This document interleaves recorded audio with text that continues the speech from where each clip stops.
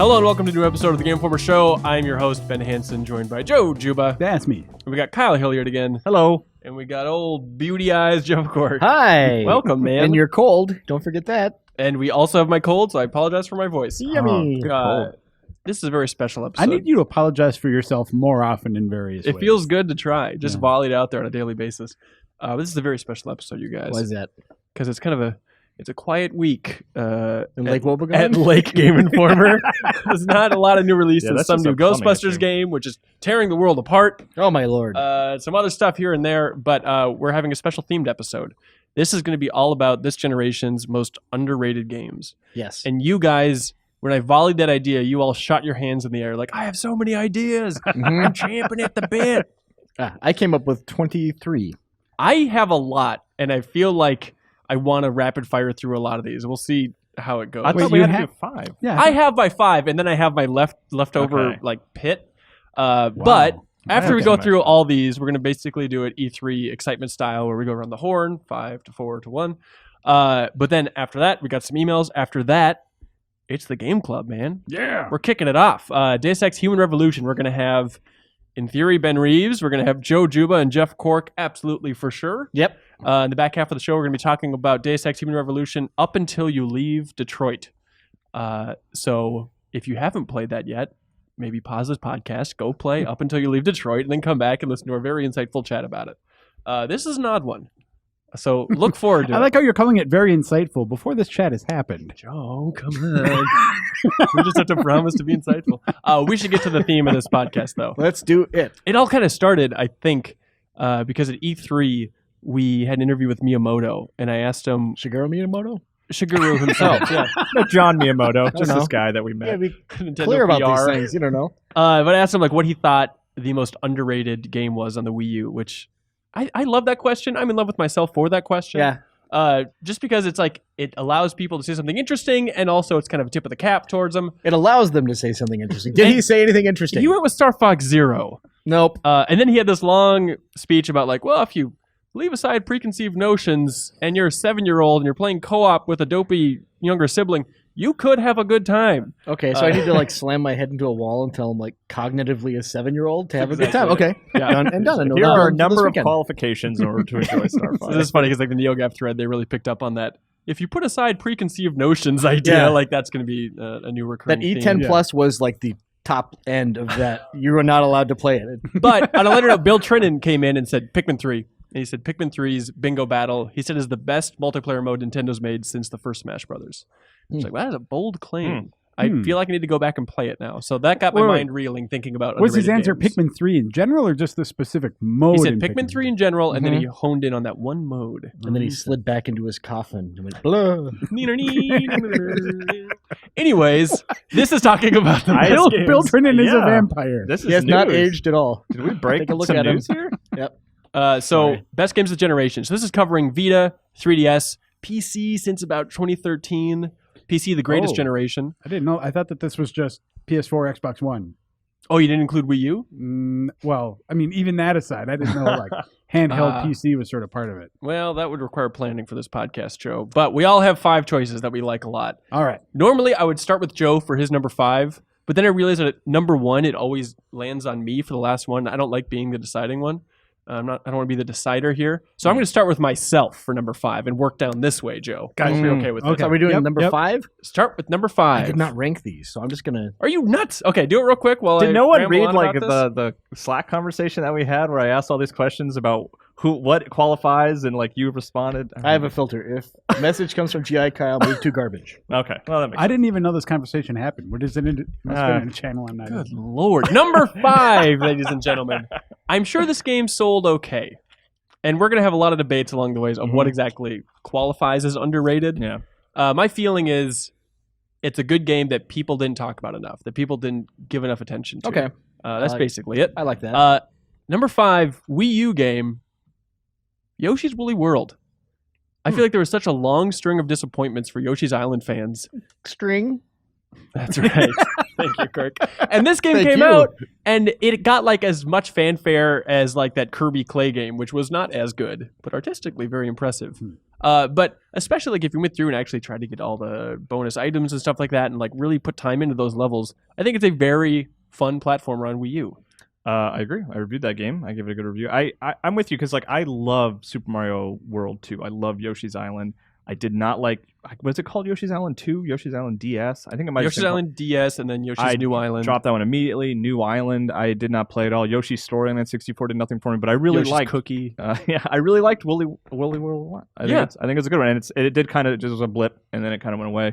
And the other great thing about Yoshi's Woolly World is it just kicked off that avalanche of yarn-based characters. Mm-hmm. I mean, you had Yoshi and then Yarny and Big Planet, et cetera, et cetera. Yeah, I wonder what started that. I mean, Kirby's Epic Yarn might have started that revolution. Oh, yeah. I feel like there is this trend in industry towards like more tactile stuff. Like, hey, we can make these games with our HD quality look like something that you could touch. I like Etsy. Yeah. Let's make the world in our game look like Etsy. Let's get more fingerprints on the screen from these dumb kids. Yeah. I think one of the things I like about that is like with graphical technology where it is, one of the ways games distinguish themselves now is like through actually unique art direction rather than just pure like graphical, I don't know, fidelity or whatever, you know. So it's not just like, well, that looks so realistic. It's like that looks unique. There's something, you know, cool about Did the Yoshi game on the N64 also have like a fabric level? Or Yoshi's Story. God, it might have had some elements on there, but it was an N64, so the textures were a little bit rough to figure out exactly what. The backgrounds in Yoshi's Story are unbelievably terrible if you go back and look at that trash. But you know, there's some redeeming qualities. Some people like that game a lot. First Yoshi game. But even beyond the aesthetic, I think Yoshi's Woolly World really holds up as a platformer. I do too. Co-op game as well. Do you think one of the reasons it wasn't talked about enough was because it was on a console that not a lot of people had? It could be. Or was it like quality-wise? I think it's just Yoshi fans being burned again and again and again, and then also on a platform where not everyone's running out and buying a lot of stuff unless it's Minecraft for the Wii U. I think it was also their holiday window, wasn't it? I mean, it was going up agast a lot of stuff when it came out. So. Yeah. Anyways, that's my number 5. Cork, what's your number 5, baby? Well, I've spent a lot of time ranking these, so I'm going to say number 5 is going by the criteria of like games that came out, made a bit of a splash or whatever, and then it just vanished and no one really talks about them. This one may seem a little less so because a sequel was just announced at E3. Oh. They say Dead Rising 3. I think it's a game that was a launch game for Xbox One. It is a really solid Dead Rising game, which is a series I absolutely adore. Mechanically, it builds on everything that I think the series does super well. So like crafting is now like on the fly. You don't have to go to a crafting table like you did in Dead Rising 2.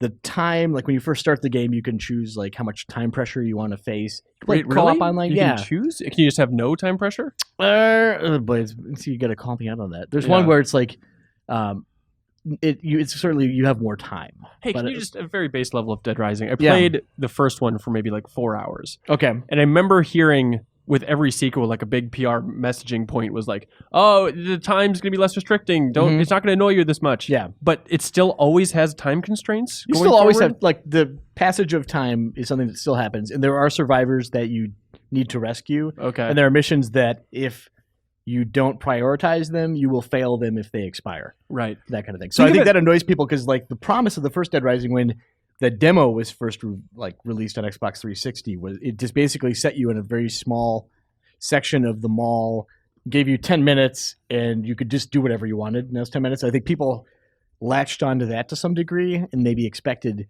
that's what the series was going to be like, is just this big playground. And that's certainly a part of it, but the time constraints have certainly they become less punitive, I think, over time. But they're still there to a certain degree. Yeah.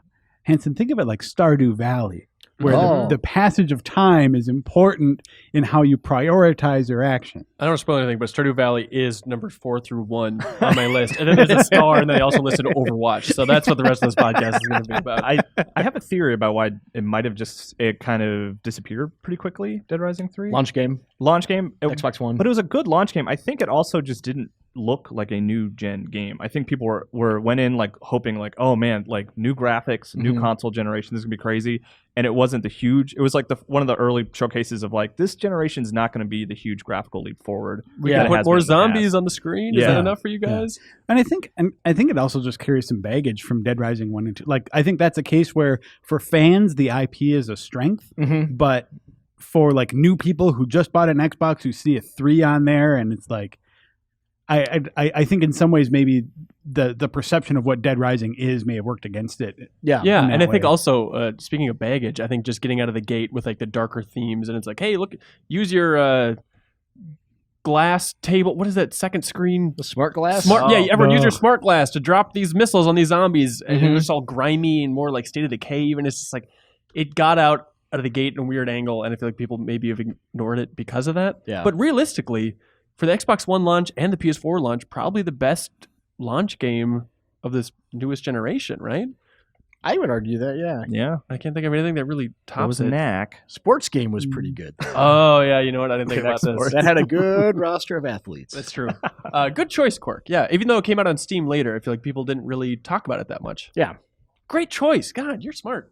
I love you. Jeff Cork. I'm sorry, Kyle Hilliard. Yeah, here comes a bad choice.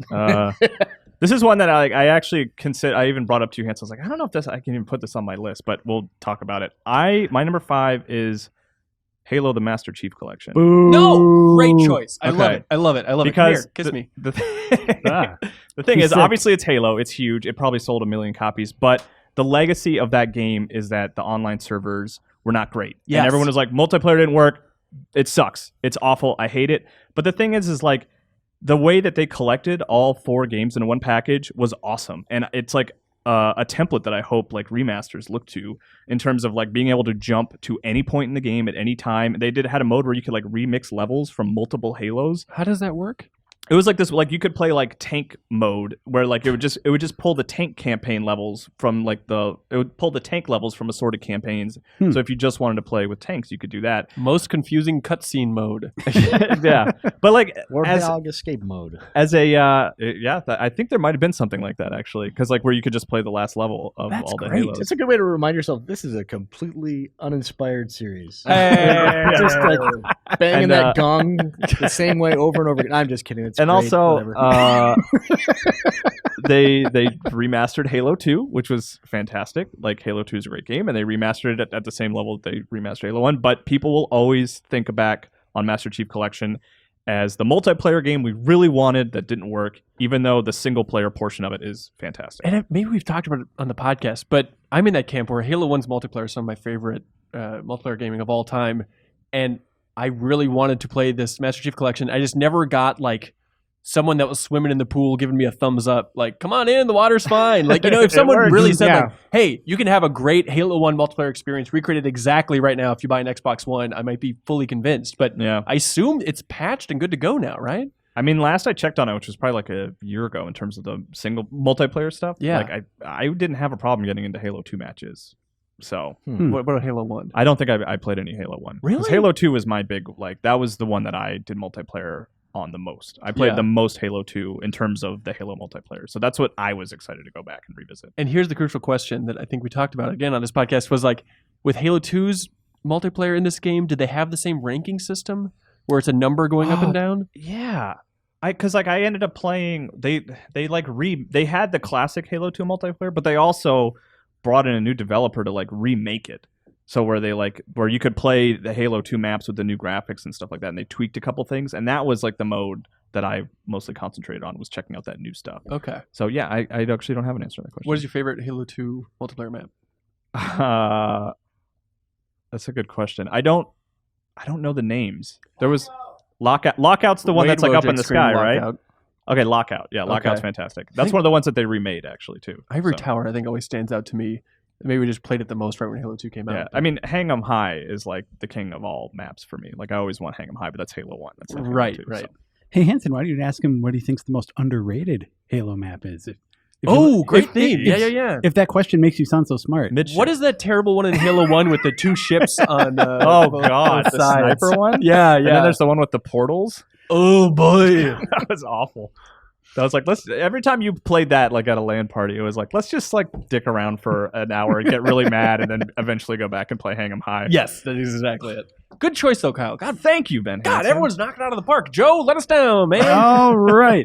So my number 5 choice is one. This is actually kind of going to be a little weird to talk about because I don't remember this game super well right now. It was probably right good. now. I have one of those on my list too, so don't feel bad. I have a But couple of those.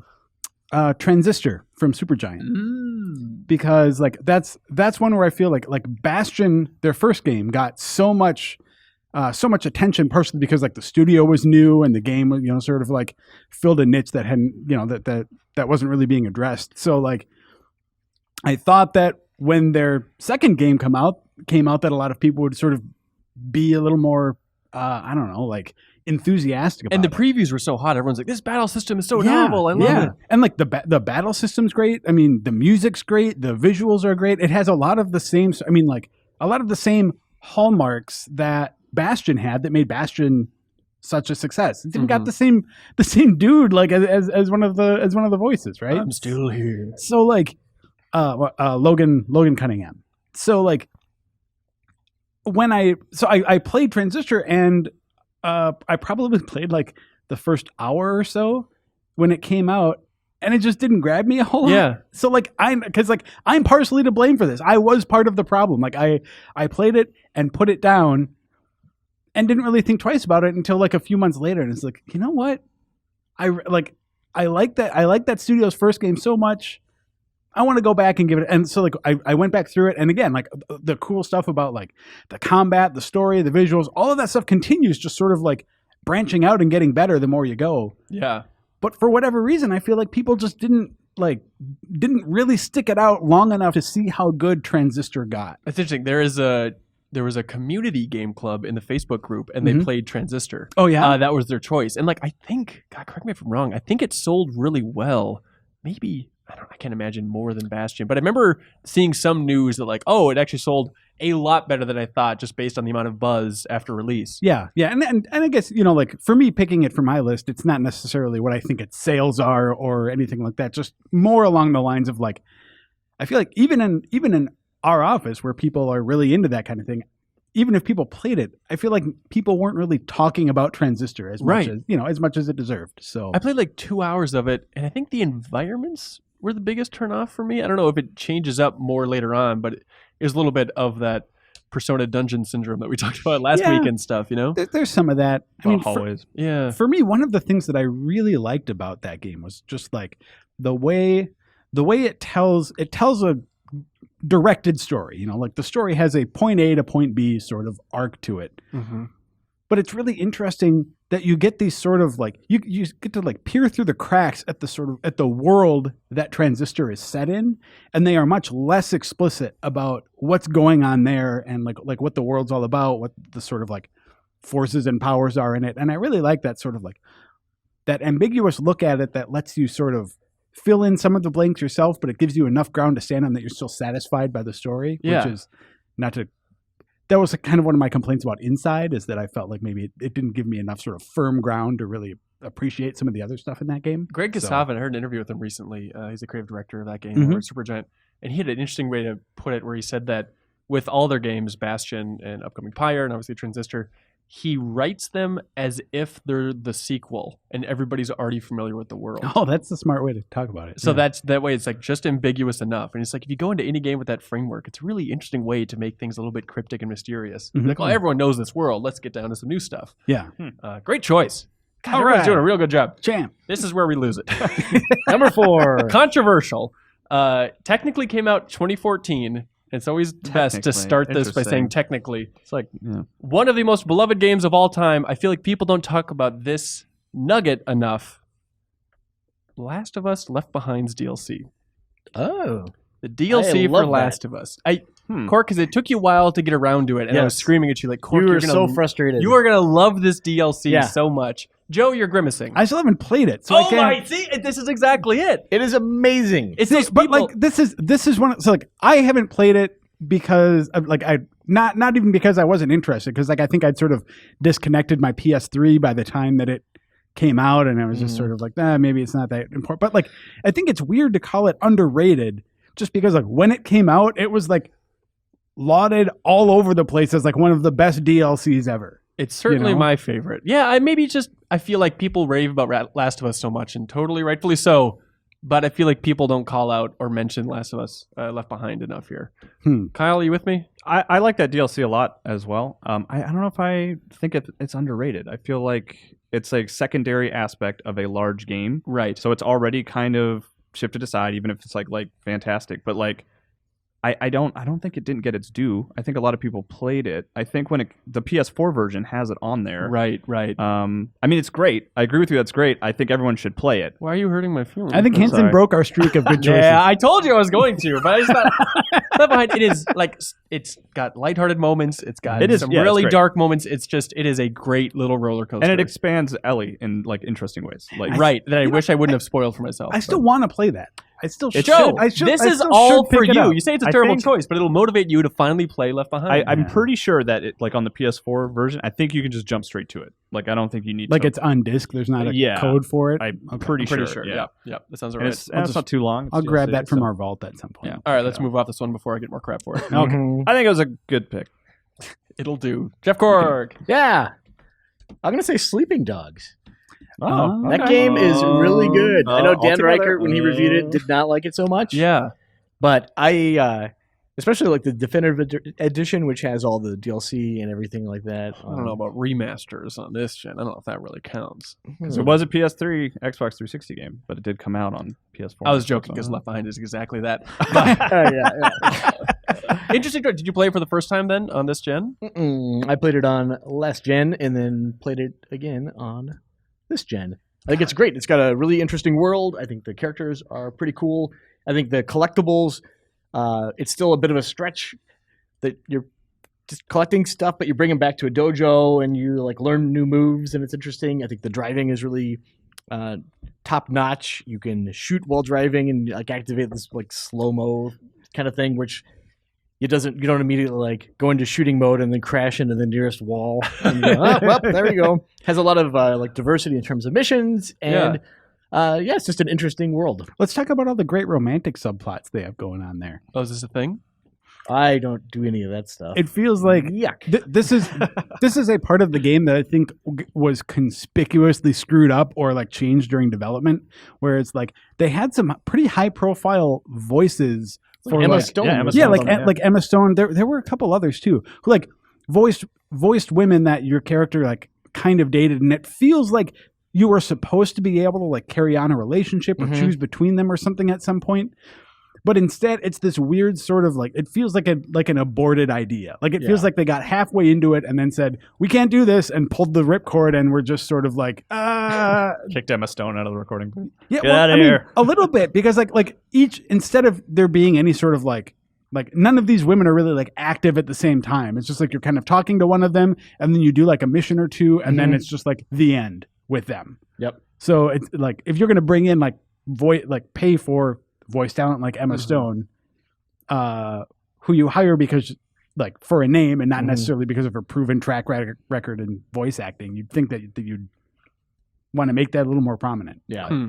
Anyway, but no, I actually agree with Jeff in terms of that game being worth checking out. I think that genre, like an open world game that's set in a contemporary location, suffers from being in the shadow of Grand Theft Auto, and I think that people will immediately go, "Oh, it's just a GTA clone," kind of like the first Saints Row game, which I think that one aped it, I think, pretty closely, but obviously went in its own direction and did its own thing. And I think that Sleeping Dogs has its own personalities where you're not just like, well, I may as well just play GTA. You know? And I think I've talked about this on the podcast before too, but for me and open world games, the world really needs to be like something unique and something interesting. And I think that's so like, for instance, I don't really get into the GTA games a whole lot because the city, as much as you want to talk about how much there's to do and how alive and how authentic it feels, there are so many cities, there are so many games that are set in like Los Angeles like open worlds or whatever that are just Rockstar sort of like, games even. that just don't do it for me. But you look at a game like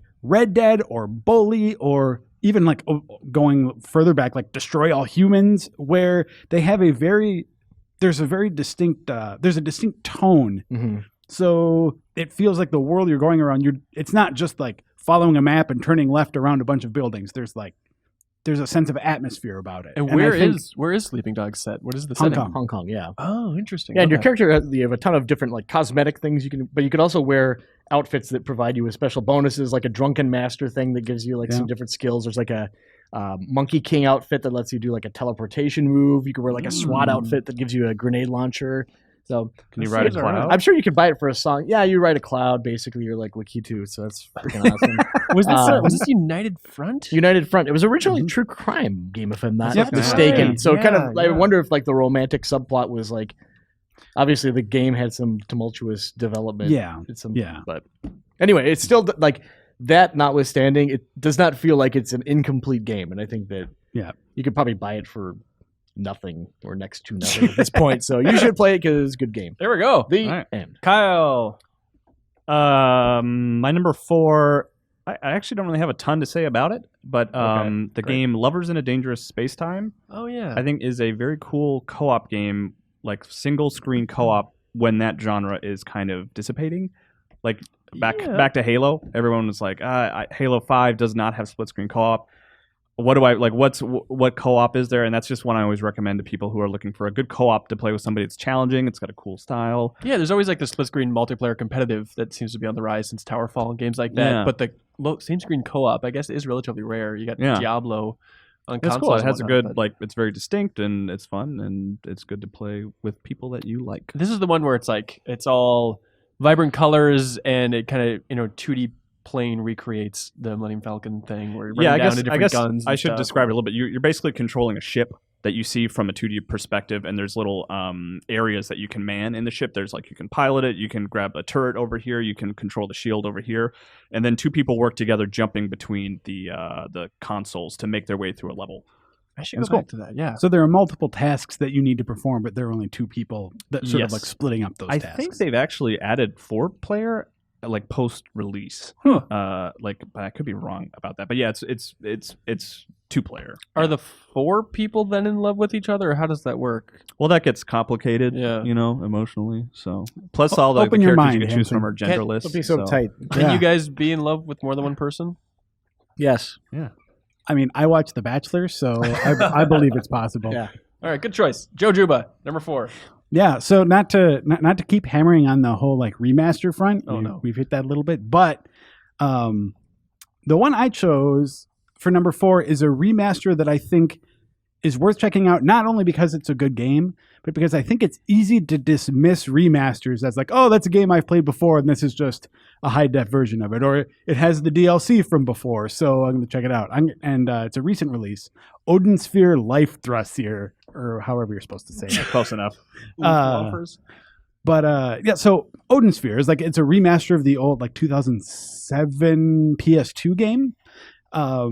But what I think is just so great about it is that like I think the PS2 game even was a gem that was sort of overlooked by a lot of people. It sort of became I think it's sort of a cult hit in some way. But You can say that about any game, and no one will ever call you on it. yeah. Well, that one in particular, that one came out right after the PS3 came out. I think like the PS3 had just launched, and Oh, that could so be. that was like it was one of those games like God of War 2. I don't know. God of War 2 is not a Yeah, under yeah. the radar game, but Final Fantasy 12, yeah. yeah. But so what's interesting about it though is like when it first came out, people really liked it, but it definitely had some problems. Mm-hmm. And why this remaster of it is so great is that it's like really ambitious in the way it goes to like not just make the visuals better, but to go in and really revamp the systems and add things to it that like just makes the game so much better in terms of, I mean, like we're not just talking like a few new enemies or anything. They added like a whole skill system and they changed the whole way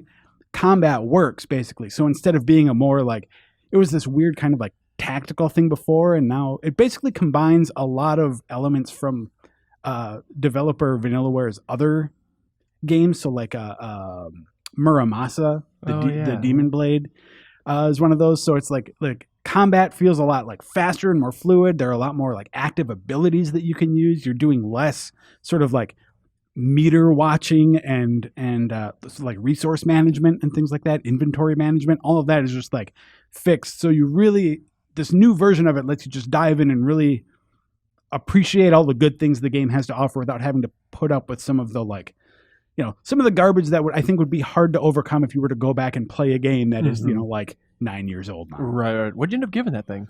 I gave it an 8.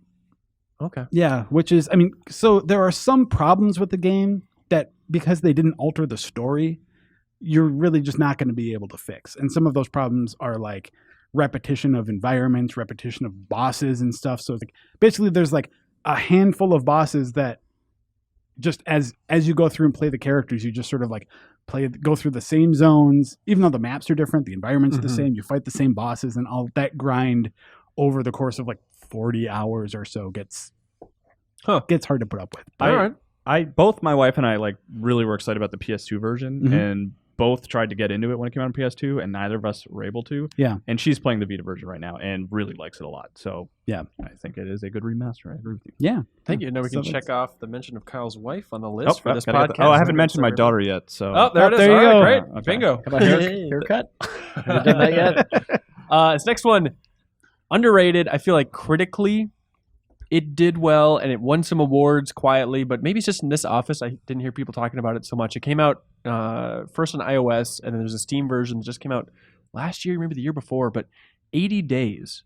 Did you guys ever check out 80 Days? I did. What did you think of 80 Days? I thought it was okay. All right, well, what's your number 3? So 80 Days, it's like basically a glorified text adventure. Yeah. And it's based on Jules Verne's Around the World in 80 Days and whatnot. And you start out in London, and it's like, hey, we have 80 days to get around the world, and you have a world map, and you see like characters and stuff from there.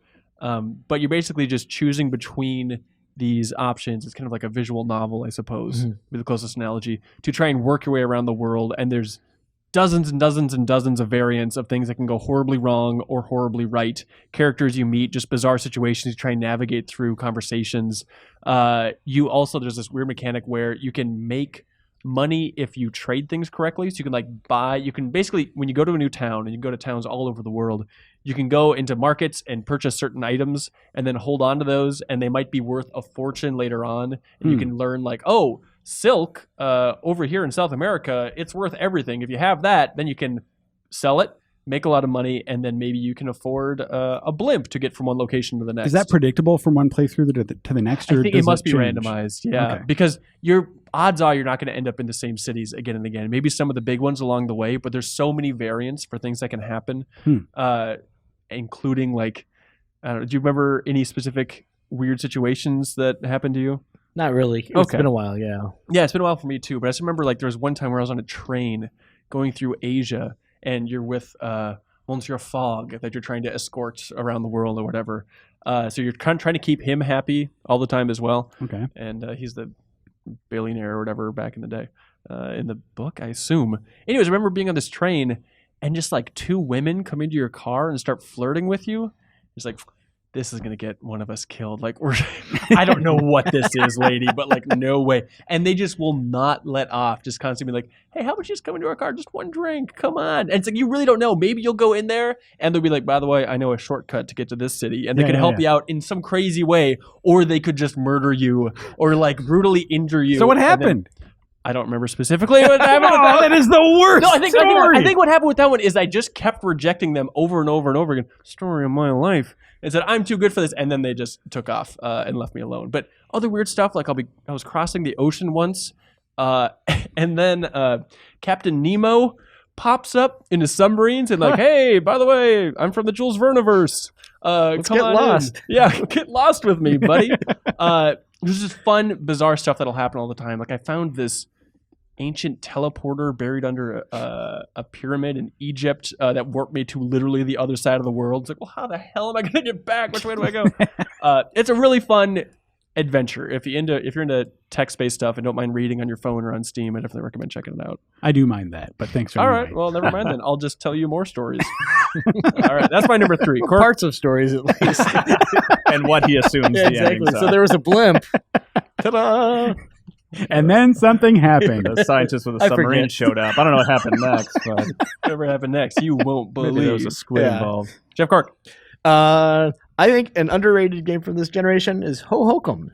I had a lot of fun with Ho Hokum. It's like a super relaxing, chill experience. It's not like it's a very difficult game to describe. You are like some kind of sperm-like being in a really colorful world that reminded me of like, is it Loco Roco kind of? Oh, wow. Okay. Like that same kind of art style.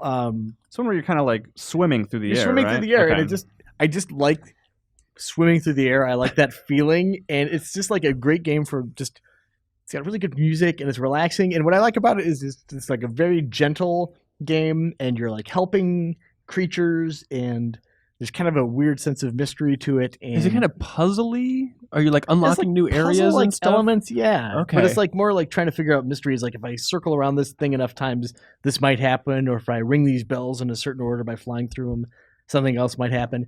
It's just very relaxing and very fun and completely unmarketable. Like I don't understand. Like I think that's when Sony had like a huge like boner for indie stuff at the beginning of the PS4's life cycle. I think they announced that at their press conference. Yeah, that was like they dropped the curtain and Well, there it was. Boner like, for indies. Did someone in drop their neon. pants and reveal their indies? Yeah, exactly. Their And indie wear? Okay, yeah, sorry, right, go on. we'll move on. It's a boys. This is the one that this is the one that Conan O'Brien was really into, right? At Yes, that E3 yeah, show? for sure. And the E3 tour, Conan fell in love with this game. Yeah. Oh, yeah. Yeah. And Tim Schafer also. It's like one of his favorite games ever. He's always raving about it. I Oh, think it's- really? Is it just on PS4 still? To my knowledge, yeah. Hope you have Okay. Vita as well. To maybe. the best of your knowledge. To the best of my, I don't know anything about what's going on with Vita, so I don't think anyone Right on. does. So if you want a nice, relaxing game, super relaxing. It is like downloadable only. Obviously, they didn't get a full retail release for this thing. What's it going to take, people? they gave it to Rocket League. Go They're to giving it away. change.org, do a search for my name, and there's a petition. We want retail SKU for Ho Hokum. We demand it. Three signatures probably. Collector's edition box. Collect your own sperm. There you go. Anyways, Kyle Hilliard, what do you got? Bonus. Just unplug that. My number. What are we on 3? Yeah, Okay. sure. Captain Toad Treasure Tracker for the Wii U. one. Yeah, I like the game a lot. It's a cool puzzle game.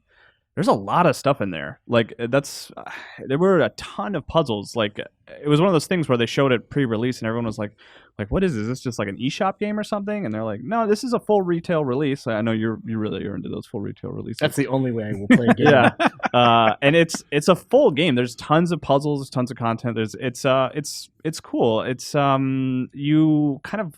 It was in Super Mario 3D World. There were these. Remember the worst part of Super Mario 3D World? I enjoyed those parts of Super Mario 3D. Though I will say, to your point, though, it was weird to have this like sort of energetic platformer, and then every now and then it's be like, hey, why don't you play these like really slowed down puzzle levels in a platformer in a game that is very much focused on platforming skills? Yes. It's a little strange. Where now you can't jump. Isn't that fun?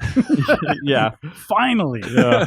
But as a sort of when you go into it as a separate like experience, as a standalone puzzle game, if you like puzzles, there's a lot of good puzzles in there, And it still looks so good. I actually looks just played great. it not that long ago. Oh, okay. And Yeah, like, and it just has that that Nintendo polish where everything just works really well and plays really well, and it's a good Wii U game. yeah, it was a really smart way to kind of retool the engine they made for 3D World as well. Like Yeah, instead of just cranking out like, hey, 3D World 2 right away, just to kind of take that idea and blow it out in this novel way. But yeah, totally, I agree. Underrated. good game. Good game. We did it. Good game. My number 3 is I don't agree with this. well, so what's a little weird about this one is Oh, that boy. like this game Technically. it got a lot of attention, so it might be hard to say that it's sort of like it's definitely not an under the radar thing, Mm-hmm. but I think it got a lot of undeserved negative attention and not as much positive attention as it deserved, and that's Assassin's Creed Syndicate. Okay. Interesting. Wait, where- Syndicate got negative attention? Yep. I agree with you. After Unity, Exactly. everyone was just like, nope, Assassin's Creed sucks. I don't even want to mess with it. I think Unity the year before primed a sort of aggression pump against Assassin's Creed. Not to mention Ubisoft's own, like tendency to just like hammer those games out year after year. Like I think people were getting tired of it. People saw Unity as this example of like why this is a bad idea, what goes wrong. Yeah. So I think that in some ways the waters were a little poisoned already when that game came out, and that influenced the way a lot of people sort of responded to it. Whereas I really enjoyed Syndicate. I think that after a couple games of sort of floundering a little bit with I think not only Unity but I think like Black Flag, though it was a great like I enjoyed Black Flag as a good pirate game. It was not the Assassin's Creed game that I wanted. What did you think of Rogue? Rogue is just an extension of Black Flag with an even worse story. So, But there's ice. but in the same way, it's sort of like I think that series had sort of been veering off in a weird direction, and Syndicate for me gets it like starts hitting the notes that I just loved about Assassin's Creed, and like it got a city that I like, one big city. You're like back in London, Yeah. rather than this like sailing around the world and looking at islands and stuff. So it's like you're in a city that feels interesting. It has like characters that I thought that I liked, whereas like again going back to Black Flag, Unity, and Rogue, I didn't like any of those heroes, and their story just felt really rushed. And Yeah. so like these are all things that I feel like Assassin's Creed was getting back on the right track after several years of going wrong, or at least veering wrong. Going rogue. And instead of that game being sort of like celebrated for like bringing the series back to like where I thought it should be, a lot of people gave it the middle finger because it was Assassin's Creed and they were tired of it. No, that's a good point. Actually, I had a YouTube comment spoil the end of that game for me recently, and it was just a moment of like, oh wow, I didn't know that game was going to be that bold and would get that interesting towards the end. But I remember you saying, maybe even on this podcast, that like it's your favorite Assassin's Creed since Brotherhood. Yep. That's really high praise. Yeah. That's an odd choice, but I think it stands. It stands. All right. All right. Ladies and Good gentlemen, choice. Validated. I wanted to play that era of Assassin's Creed, like since they kind of revealed that they were going to be jumping around, and I skipped it because I kind of had grown tired of the series, and I feel like now I shouldn't have done that. Yeah. You could still go back. There's no Assassin's Creed this year. It's too late. Oh. How are you feeling about that, Joe? I'm fine. I think that it's a mistake, like a hole that Ubisoft just sort of dug for themselves in terms of that like annual release. So if it takes them a little more time to like learn, like I feel like they did with Syndicate, to sort of like get back to what makes this series good. If it takes time, I'm fine with that. Scale of 1 to 10, how excited are you for the movie? Oh, 0. Yeah. Really? Not even one. What if it comes out and it's like 63% Rotten Tomatoes? You're What going if to it's see it and be certified excited, fresh? right? I don't think there's any way that I will see that movie in the theater. Maybe when it's like streaming on some service, I'll watch it. At some Assassin's point, Creed but is what, your second favorite game series of all time? Third? I don't know if it's pretty high up. I really like it, but I mean, like, I don't know. It's just not. I like playing it. What if like a Metal Gear Solid movie came out?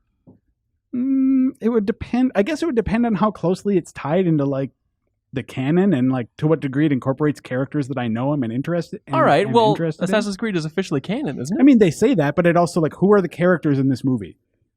Who are the characters Michael that? Fassbender. I mean, exactly. Like, it's not An just. eagle. I'm not loyal to a franchise because it has a franchise name. I'm loyal because like characters and story has built like build up a connection. And like if you just throw Assassin's Creed on something and throw a bunch of new characters in there, I'm not automatically going to be like, yeah. Is this the burn of Spirits Within coming back? I actually enjoyed Spirits Within. Yeah, I know. We were talking about it a lot. I like it too. All right, good choice. Number 2. We'll have to turn off Joe's mic for this one. What? Number 2, most underrated game of the generation, just came out earlier this year. Amplitude on PS4. Ah, okay. Oh, wow. Joe, how much have you played this game? I finished it. I mean, I played through it once, and probably in aggregate a second time. Like just jumping around between songs and things like that. But you didn't unlock all the songs or get into like score chasing or anything like that. I didn't get into score chasing. I think I maybe have most of the songs. Okay. I know Miller really didn't like the way you unlock songs because you have to replay the entire campaign. You could restart at the end if you're not at the score you want and do it that way. So you really technically don't have to. But also you can unlock the other songs by just playing a certain amount. You don't technically have to like ace the campaign. I actually did play it twice now that I remember, because I first set it down on easy my first time through to just basically ensure that I got a high enough score on each track to like unlock the associated songs along the way. Yeah. So I think it's my favorite playing music rhythm game. I think they've tightened it enough, like being able to like skip those gaps, which was really jarring at first. If you're familiar with frequency or amplitude, I think it works so well in this game. I think the controller is just fine. Everything that I was worried about with this game ends up being just fine. And once you have all the songs unlocked, especially and going for high score chases, I think it's such a good time. Jeff Cork, Yes. have you given this a whirl yet? Yes. And you said, I don't really like Amplitude so much. I don't understand. You like music rhythm games. I love music rhythm Is games. it the like song selection? I don't like the songs, especially from Yeah. what I heard. I mean, I only played a couple songs. Yeah. I don't like the controls. Oh, you mean the best controls? Yeah, I don't like the best controls. Mine You'll be worse. begging for worse controls. So I mean, I think Hanson and I have argued about this. I don't Yeah. even know if it's been like on I don't think so. publicly or not, but I mean, like, I really don't like the song selection in the new Amplitude, Yeah. especially compared to like frequency in the original Amplitude. It just That was seems my turnoff as way below bar. And yeah. then the other thing for me is like I felt like the controls in the new one were a step down. Skipping the gaps threw me off more than anything else because like you get into a rhythm of like, okay, I need to jump over this far and do it, jump over this far and do it. And there were also times when I feel like it. I felt frustrated because it felt like it was physically not possible to get over to a track sometimes. I mean, like there are times when there's skill involved and I just didn't do it fast enough, and I get that. But there are also, it just gets frustrating when like you can sort of paint yourself into a corner, right? If you start moving left to right and then you're too far to the right and the next track is too far to the left, you just can't get there in time. I disagree. I mean, skipping the gap will let you do that. You I can think disagree all you want. Like, look at some videos. That there are definitely times when like the last note is too late and the next note is too early. I don't want to there. I don't want to call this out. I think it might be a skill level issue. I've never had an issue with that. Like some might be impossible, but it has not stood out in any way, especially compared to last games. It is on par or better than last games as far as being able to continue that streak. And I think I'm not going to say, but Joe did say he bumped it down to easy, ladies and gentlemen of the jury. I'm just saying for my first playthrough. All right, I'm just saying maybe it's an old game and you're not fully back in the groove yet, because that has not been an issue at all for me. And as far as song selection, I agree it's not amazing. I think the bonus songs compared to the campaign songs are much, much better. And I think as far as like good songs to crap songs, I would say it's on par with Amplitude. Amplitude has a lot of crap songs in it. Real quick, Yeah. can you tell me what the game is about? Tell me about the story. It's about a girl in a coma that they're making her undergo some therapy to try and revive her. And look, also, I agree, putting a story in this game is a little bit too highfalutin. Especially if you're not driving cars around with your brain when you're in a coma. But all it really means is there's like, exactly. There's like 4 seconds before a song starts where they have like a little bit of dialogue. That's all it means. It's not like it's in your face with obnoxious cutscenes or anything. And I do think the ending of that game's campaign, I think, is really, really cool. And that last song is fantastic. Not in a coma anymore. Oh, you played it. Yeah. Anyways, enough about music games. But if you like music games, I really recommend check out Amplitude on PS4. All All right, Jeff Cork, number 2. Overwatch. No, I'm just kidding. That's super dumb. I think Geometry Wars 3 Dimensions. Great one. It's Great one. a fantastic game. I am a huge fan of like the Geometry Wars series, and it is one that just kind of came out, and it was like there's a big to do about it because it's like, hey, we're bringing back Sierra. This is going to be that imprint. It's going to be one of the games we release. How exciting! And people were just like yawn and just steamrolled right past it. Did That's not very care. true. Yeah. It's I really like Super Stardust HD, and it kind of this game Dimensions has some elements of that, like the planetoids. So you're not just on a plane. There's like levels that are like they call them peanuts. It looks like a circus peanut kind of, and it rotates around. There's others that are like balls, and it does a lot of really interesting weird Peanuts and balls. a lot of weird modes, and it's super great. And it's got a ton of different levels, and each one of them is like I could spend a lot of time just. You could get score used to chasing this? I could get used to this. Yeah.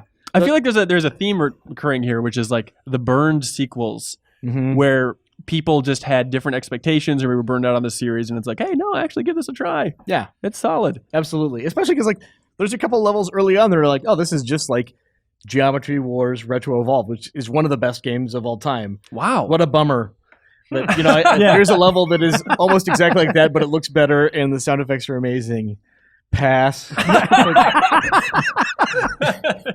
but what have you done for me lately? Yeah, exactly. Yeah. I should go back and play that. It's really good. Some of the bosses are super annoying, but again, you just power through it, and there's just a ton of gameplay there. It's fantastic. God, good one. As far as like actionable items on these lists, that might be number 1 for me so far in terms of like I need to go back and play that. Yeah. And Joe, I hope Left Behind is that for you.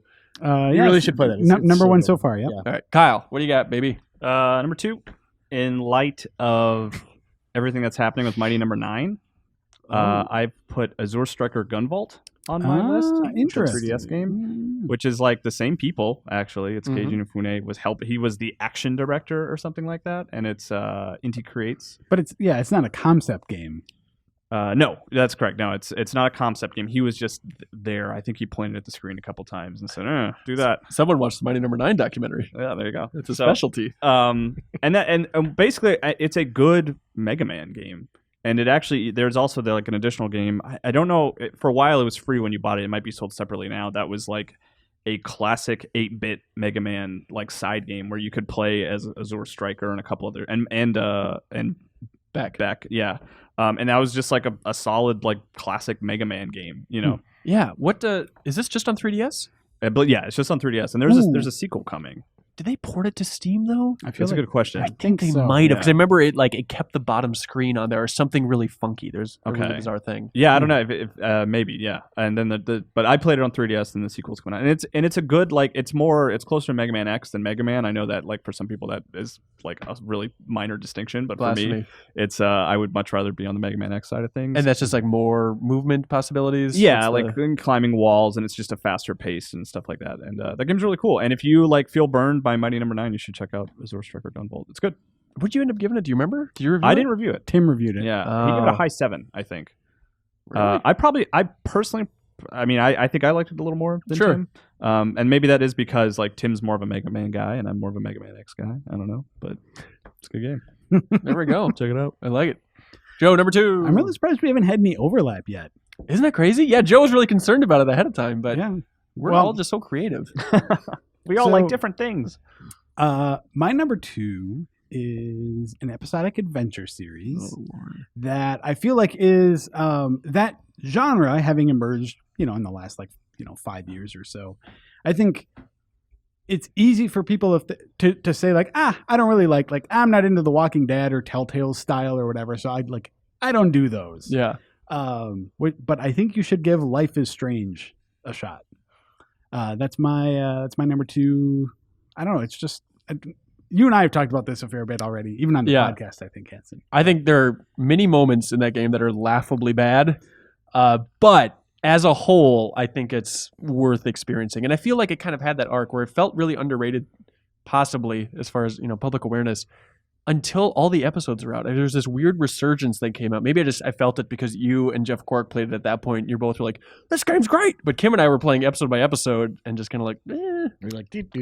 Yeah, that was basically it. Searching for bottles. Good Christ. Yeah. That was definitely a downside. But I mean, this is a game. So you mentioned some cringe, some bad moments, some laughably bad moments, and I think that one of the things about this game is that like the tone of it and the heart of it is so interesting that for me it was easier to soak that in and just sort of let some of the specific lines of dialogue sort of roll off my back a little bit, because it tries a little too hard sometimes, and the characters are a little too, I'd say, high school template, too hip. I mean, it's just okay, this is the mean bitchy girl, this is the high-strung religious girl or whatever. Right, so right. Were you on board for a big twist in that game? A big revealing twist? Yep. That seemed really stupid to me too. But I think I agree. It is one of those games where as more time goes on, you look back on it and be like, that was a really unique output, especially Square publishing it. What a bizarre thing. Yeah. I love that game. Why What do you love was it? What's that funny line that you always... God, hang on. You talk about why you love it. I might still have it in my phone somewhere. I like the tone of it. It seems like it's I always appreciate when a game and the game's developers have a very singular vision for the world they're creating and are consistent with it. I think that everything from the music to the way the game looks, and I think even the dialogue, like that movie Juno, for instance, a lot of that dialogue is you're like, ugh, yuck, who wrote this garbage? And then you have to step back and go, I understand a grown woman wrote it, but the goal was to try to convey how young people talk, and young people sometimes say the dumbest shit that you could possibly think about. So I wonder if how much of the cringeworthy stuff, I don't want to just give them well, it's intentionally bad, because I think that's one of the poorest excuses you could have. Yeah. But I wonder how much of that was supposed to be lame. I don't know. I don't remember what it was. Something to the effect of this character saying, "I'm gonna skip class and grind some rails before I suck down a cup of Joe," or something. I'll get my caffeine on, or something. Yeah, get my caffeine. It was something absurd like that. Yeah. But and, yeah. and it has things like that. But I mean, like, one of the things that's so interesting about it is like in so many games you're put in this like heroic role of like, hey, it's your job to save the world or save the universe or whatever. And there is an element in Life is Strange that involves, basically like saving the town more or less. Yeah. But that's really more of like a side effect. And like the main story isn't a story about saving the world. It's a story about like this girl and basically her relationship with her best friend. And like, I like it when developers are comfortable like narrowing the focus of a story and really making it about something small rather than this big like grandiose thing. Yeah, she doesn't get like a leather jumpsuit and then like goes to a major city and is like, watch me work it. Yeah. I'm gonna save the world. Also, underrated soundtrack, I would say. Oh Absolutely. man, it's a great The original score, the licensed stuff, I think Amanda Palmer and Bright Eyes in there, a lot of fun stuff. It gets a little too, I don't know, like I think it gets a little up its own ass about being like super indie in its soundtrack, but like in the way the soundtrack as a whole establishes a mood, I think is just a fantastic like standout part of the game. Great choice. Number one, we're here, everybody. All right. My number one, I thought, is this really underrated? Looked it up on Steam. The standalone game has only sold 39,000 copies. But number one underrated game of the generation, going Quiplash. Oh. Yeah. Quiplash, it's in Jackbox Party Pack 2, but you can buy it standalone. And if you just want the dumb party game, you can get 8 people in there just to make some jokes on a TV screen with your phones and laugh. It is the best. That almost made my Oh, list really? also, yeah. Oh, great, because you were a late convert, you and Miller. I remember Yeah, we yeah. talked about it. I hadn't played it until the like a vacation that I went on with a bunch of friends like earlier this year, and we played it like every night for a couple hours. It was fantastic. It's so good. We were at some party, and Jeff Cork. Tim's going away party. Yeah, wasn't it? Jeff just sat down on the couch and booted up Quiplash and did not move for the next like 4 hours, Yeah. just volleyed joke after joke after joke after so joke. I love fun. it. Yeah, when you did that, I was like, oh, I'm doing this too. And I'm like, I'm gonna sit next to Jeff Cork. We're not going anywhere. I left that party too early. Yeah, You did. exactly. I remember it's so easy to tell which ones are Jeff Cork's because it said like, oh my god, it was like the worst religious leader, like the worst saying from a religious leader. I forget what the exact context was, but the prompt then was. Well, I remember I'm we had blowing one it. while This you're is pondering it. As good as your 80 days story, Yeah, that's by right. the way. There was some prompt that was like the worst person in the world, and then like me and our buddy Dave both wrote Ben Hanson, and we got that's like right. this huge bonus like this avalanche of points because we both had written exactly the same thing. And the room went nuts. It was like, what the hell? How is that possible? Anyways, Cork's answer was, I'm the religious guy. It's me. Kiss me or something.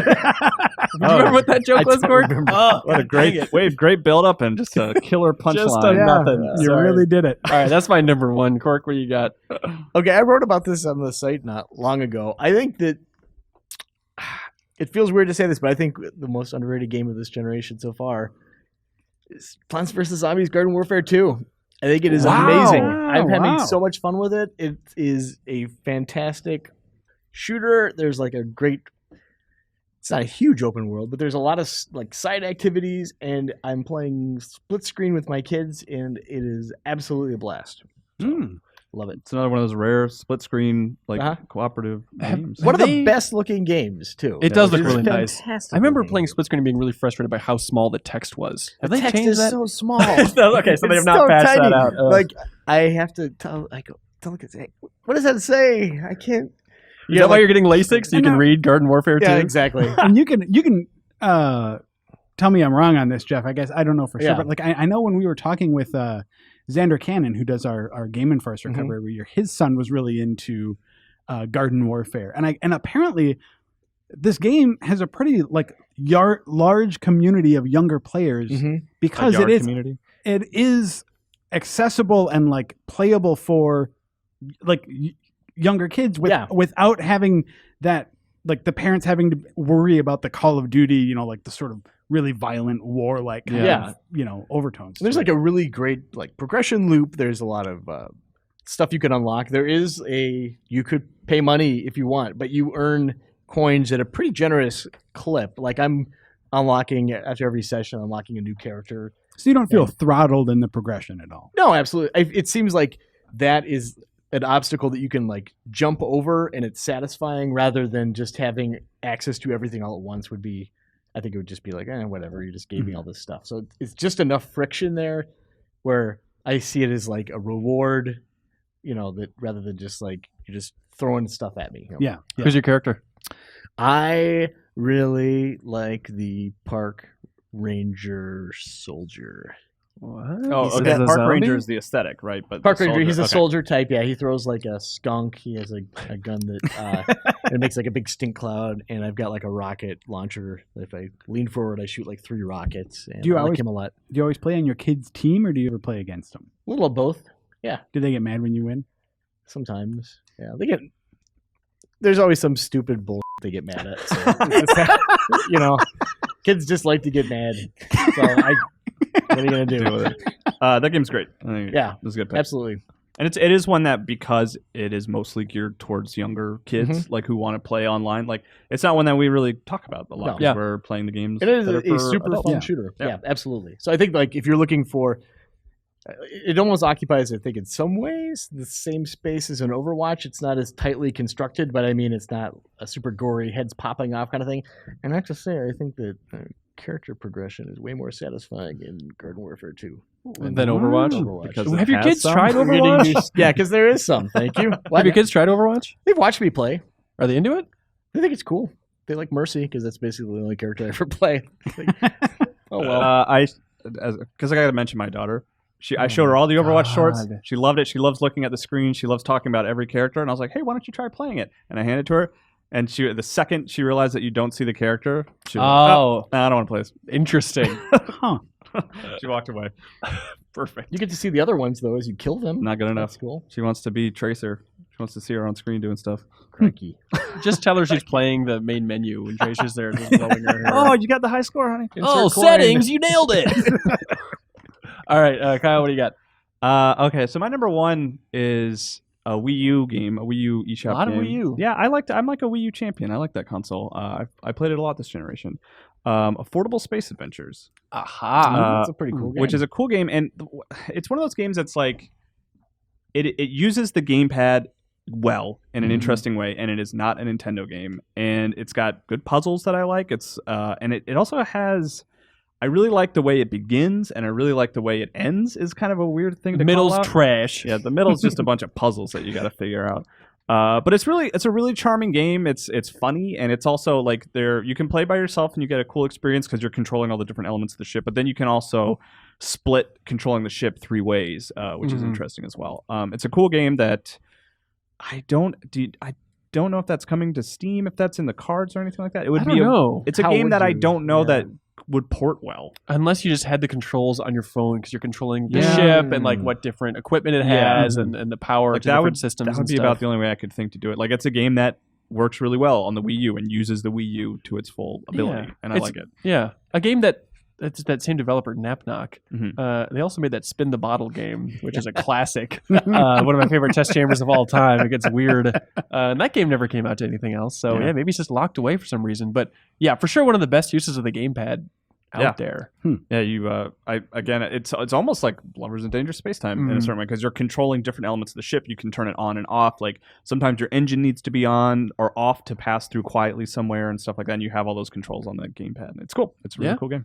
Right on. Neat. Joe, what do you got? Number one. I get to be the final word. Yes. You did it. This is it. We all have to go out and buy this game now. All right. My, I think the number one gem is Axiom Verge, which is what came out last year on PS4, It's on PC too. Yep. and then it came out on PC, and then it came out on Vita. I think was sort of the order. It's also there. on Wii U now, as of like a month ago. Oh I yeah, think. it just happened. Yeah. So, man, lots of reasons that I have this one on the top of my list. Personally, I think that you have so many people talking about how Nintendo doesn't do right by the Metroid franchise and how everyone wants another 2D Metroid. Hang on, this sounds like a new discussion. Let's get into it. And that's like that is what this is. Yeah. You know, and like this isn't a sort of thing like Metroid and Castlevania have sort of been conflated into this one thing, but they are different, because like Castlevania has a lot more of the like of a progression to it, I think, in terms of like items leveling up and things like that. Whereas like for me, Metroid is more defined by like cool mobility powers in addition to weapons, but then also just like an atmospheric sort of exploration that I don't necessarily get the same thrill out of in Castlevania personally. Yeah. So Axiom Verge, I feel like a lot of the games that come out that people sing their praises of is like, oh good, it's another Metroidvania, lead more toward the Castlevania side of things. And Axiom Verge is like straight in the Metroid column of it. So if you liked Super Metroid, if you like the original Metroid, Axiom Verge is like descended from those games.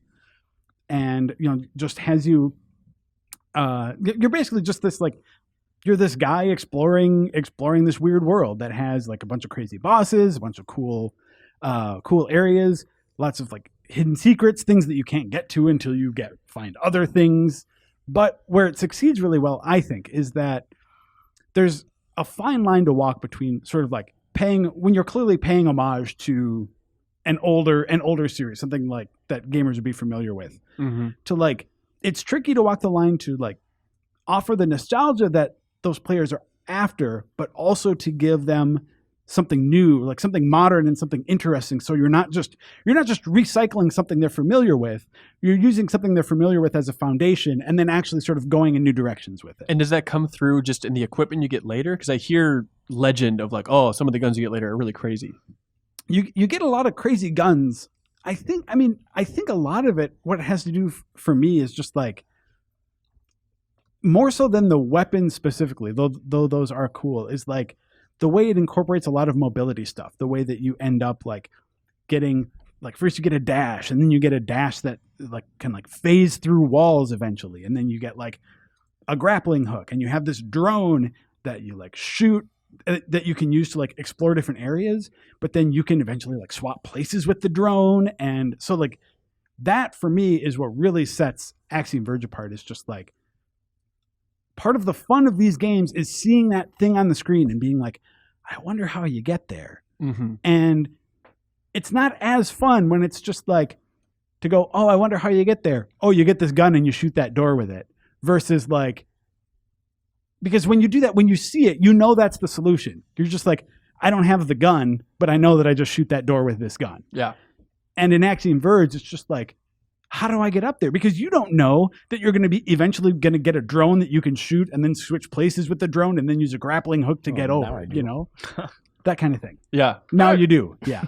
But so like that kind of thing for me is just like no other game comes close to sort of recapturing the glory of Super Metroid, which is like one of might be my favorite game. Well, top 5 ever. Yeah, top 5, top 3. That's the top 3. Yeah, it is. I mean, I don't have the list in front of me. It changes. But Yeah. Final Fantasy VI is always number 1. And Save then it. This is for a later podcast. Doesn't that also have like pseudo glitches in there too? Oh yeah. Which I think Brian reviewed it, didn't he? Yeah. Brian Vore reviewed it, and it's it uses this glitch element to it, which sort of is a callback to the like old 16-bit or 8-bit days when like you'd put a cartridge in and it wouldn't quite work right, and characters would be replaced by weird looking like jumbles of characters and textures and stuff like that. Yeah. And like that's incorporated into the game, but in a sort of intentional way. Fun. So yeah, it makes it feel like you're sort of looking behind the scenes or breaking the game, even though it's a totally like intentional way to approach it. So Well, hey, speaking of play Axiom Verge. Axiom Verge, I got a couple others to tack on from the staff that they wanted to get So in you here. actually get the last one. Oh no. Oh, other people. yeah. Okay. Oh, and then I'll get to my list of Great. runners. Do we get All right. do we get to share our bonuses? Yeah, sure. Let's go through them all. A couple Real quick here. So on the Metroid front, JV, his most underrated game of the generation. This is JV Gowaltani. He chose Apotheon, which was early on the PS4. I think it's on PC as well. Brian Vore reviewed it, really liked it for us. I think everybody else tried it and was like, it's okay. I don't know if that was early on. I think that was just last year.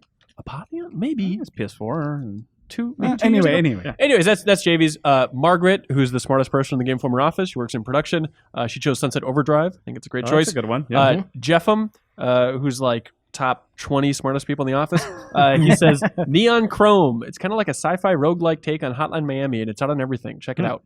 Don't know that one. And now, what are your remainders, Kyle? I had a couple right now. I have Dragon Quest Heroes. I think is a really Okay. good like Dynasty Warriors game, and that's from someone who doesn't care about Dragon Quest at all. So I think that game was cool. I also have Rhythm Heaven Mega Mix, though I don't. That just came out, so I don't But know if enough that's. people are talking about. Yeah, I don't know if that's even counts as underrated. All right. And then my last one that I wrote, which probably would have been my number one, is Hyperlight Drifter. I think we talked about it on last week's podcast. It's not out on consoles yet. It just came out a couple months ago, so I don't know if it fits into that underrated slot yet. But that's a fantastic game that I really love a lot. Yeah. On my list, Lego City Undercover, Obligatory, Game and Wario. Kyle, you and I were just talking about that. Those little mini games in there. I still want to go back and play more of those. That's a good one, yeah. This game was really popular, sold really well, but it's just one of those where as more time goes on, I look back on it, and it's one of my favorites of all time now. Stanley Parable. They're out there. I don't think it's on consoles yet, which is crazy. Valiant Hearts, we talk about a lot. One that I wasn't crazy about, but Jeff Cork, I know you loved, Fantasia. And then, Kyle, this one's for you. On iOS, the weird platformer game, Icicle on Thin Ice. Yeah, that's a weird platformer. It was really cool. And it's really crazy. And it was one I remember like I reviewed and I finished. I was like, if they release more stuff for this game, I'm gonna like buy it or whatever. I want to play more of this. They've released 4 sequels since then, and you have not paid attention. Oh, no, I have no idea. I was like, what? I really haven't been paying attention. But that's a good one. That was a cool iOS game. Yeah. All right, Joe. Just a couple. I feel like this one was too on the verge of like being actually appreciated and underappreciated. Is The Witness from earlier this year? Okay, all right. That kind of falls in that like still sort of just came out. I had written that one down as well. Yeah. And then the other one that I wanted to call out was on Vita, because I know people need good things to play on that, and it's the Danganronpa series. Right on. Cork, you drained? Earth Defense Force 4.1. Okay, all right, cut us back. All right, we get it. We get it. Yeah. All right, reader emails. Come on, let's go.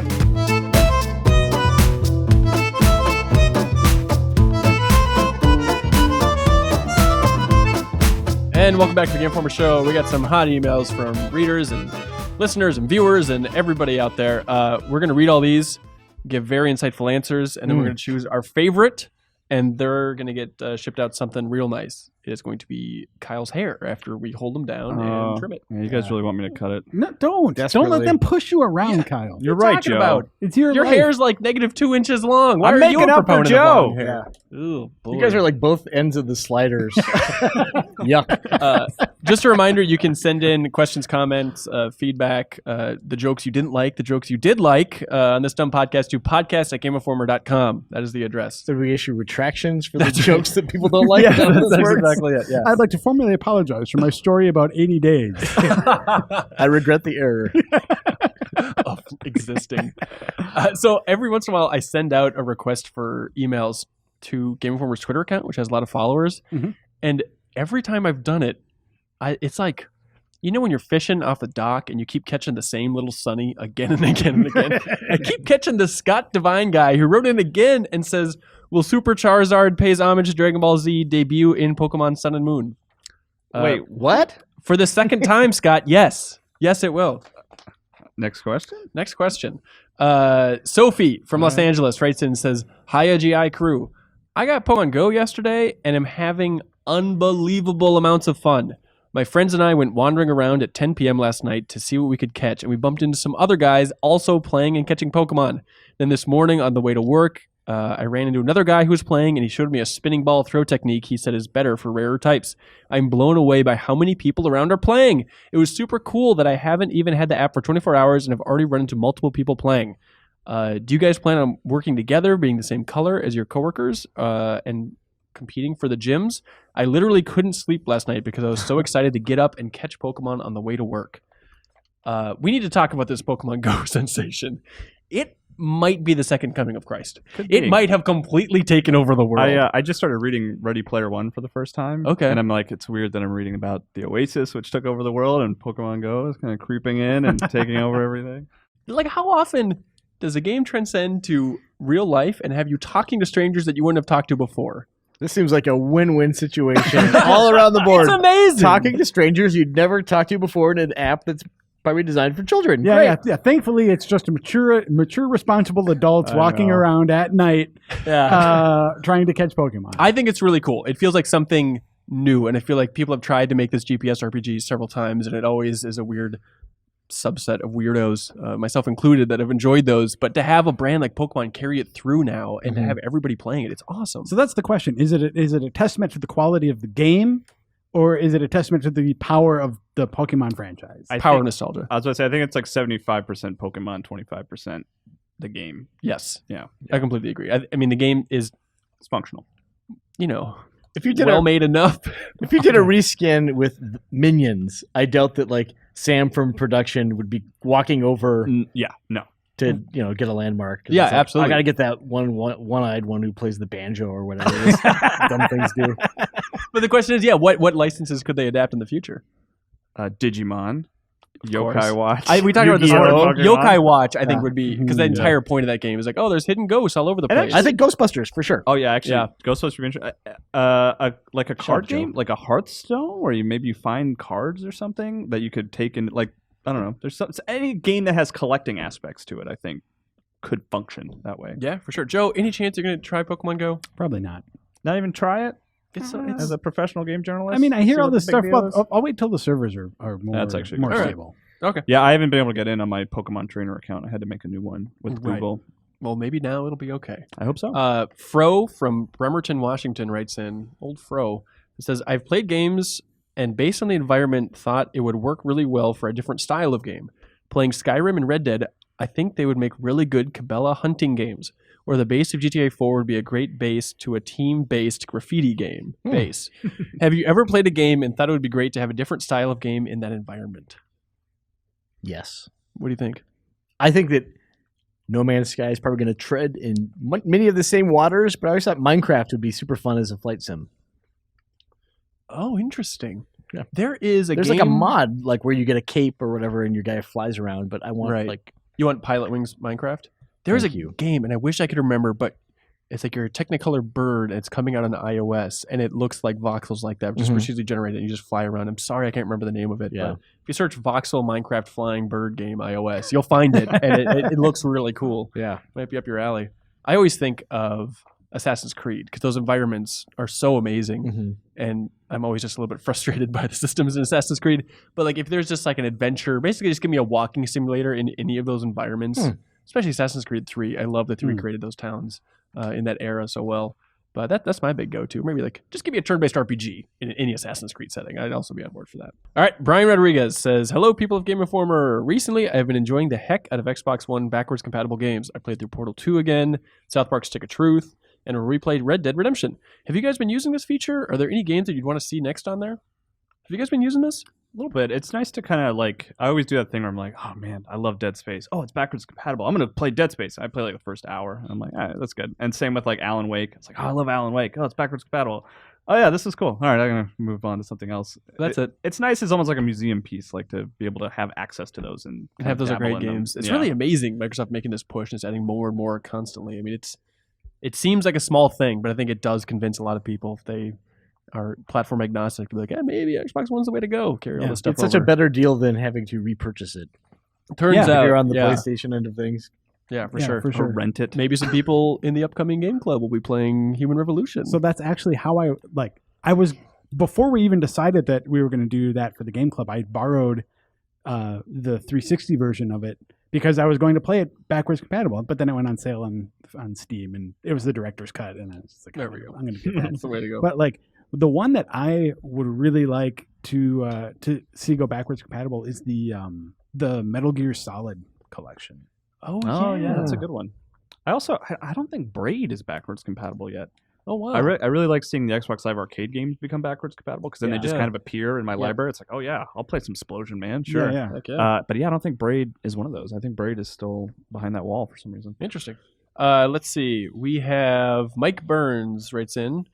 And he says, I love it when things from old Zelda games show up in new games, such as the Temple of Time.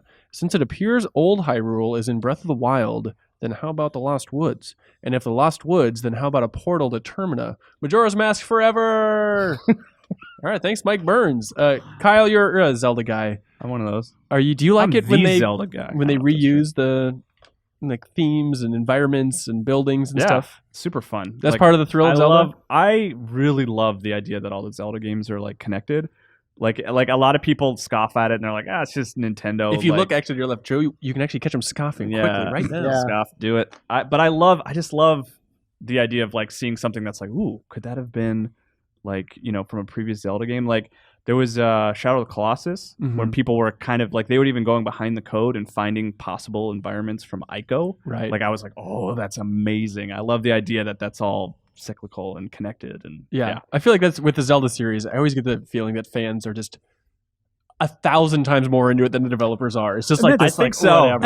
And that's the difference between, I think, like Eco and Shadow, where it's like the connections between those two games are intentional and like are woven into the story and like progression of Shadow of the Colossus. Whereas like it feels like Zelda is like a total retrofit continuity. At least where, it was, yeah. Yeah, well, I mean, because so like maybe they're working towards it now, but you can't tell me that like any game prior to like Ocarina of Time, I guess, was like they had any sort of intent that these were happening in the same sort of like continuity or universe or whatever, Right. I don't know. Well, Well, actually, there's man, young no, Link no, growing up and one old in- There are sequels. Like there are acknowledged sequels. Yeah, for yeah, sure, but like 1 and 2, I guess. But And you know what I mean, though. It's like I think that's totally fair, but I just enjoy the act of trying to find connections, and even if they're not really there, it's just fun to kind of. That's what human fun to beings imagine. do, Joe. They find connections. Another in one, the chaos. another one on that topic There's is a like face on the wall, by the way. BioShock Infinite. Mhm. People were going back to BioShock, and they were claiming that they were like hearing things. Oh, Yeah, and like I that, saw that. and that's another one that I'm like, I don't think that's the case, guys, but like it's fun. that's You know super what I mean? cool. okay.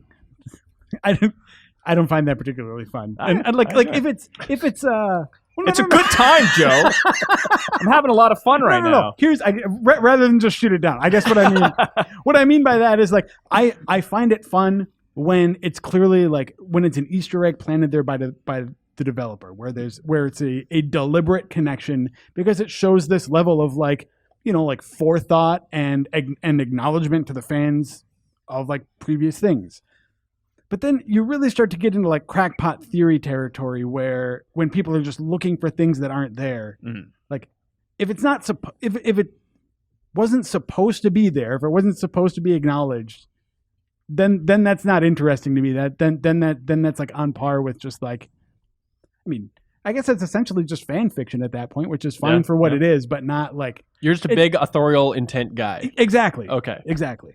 By the way, Kyle, we haven't really talked about it, but Jeff Cork and I got to see Breath of the Wild 83 after we recorded that podcast. I'm convinced that game is going to be your favorite game.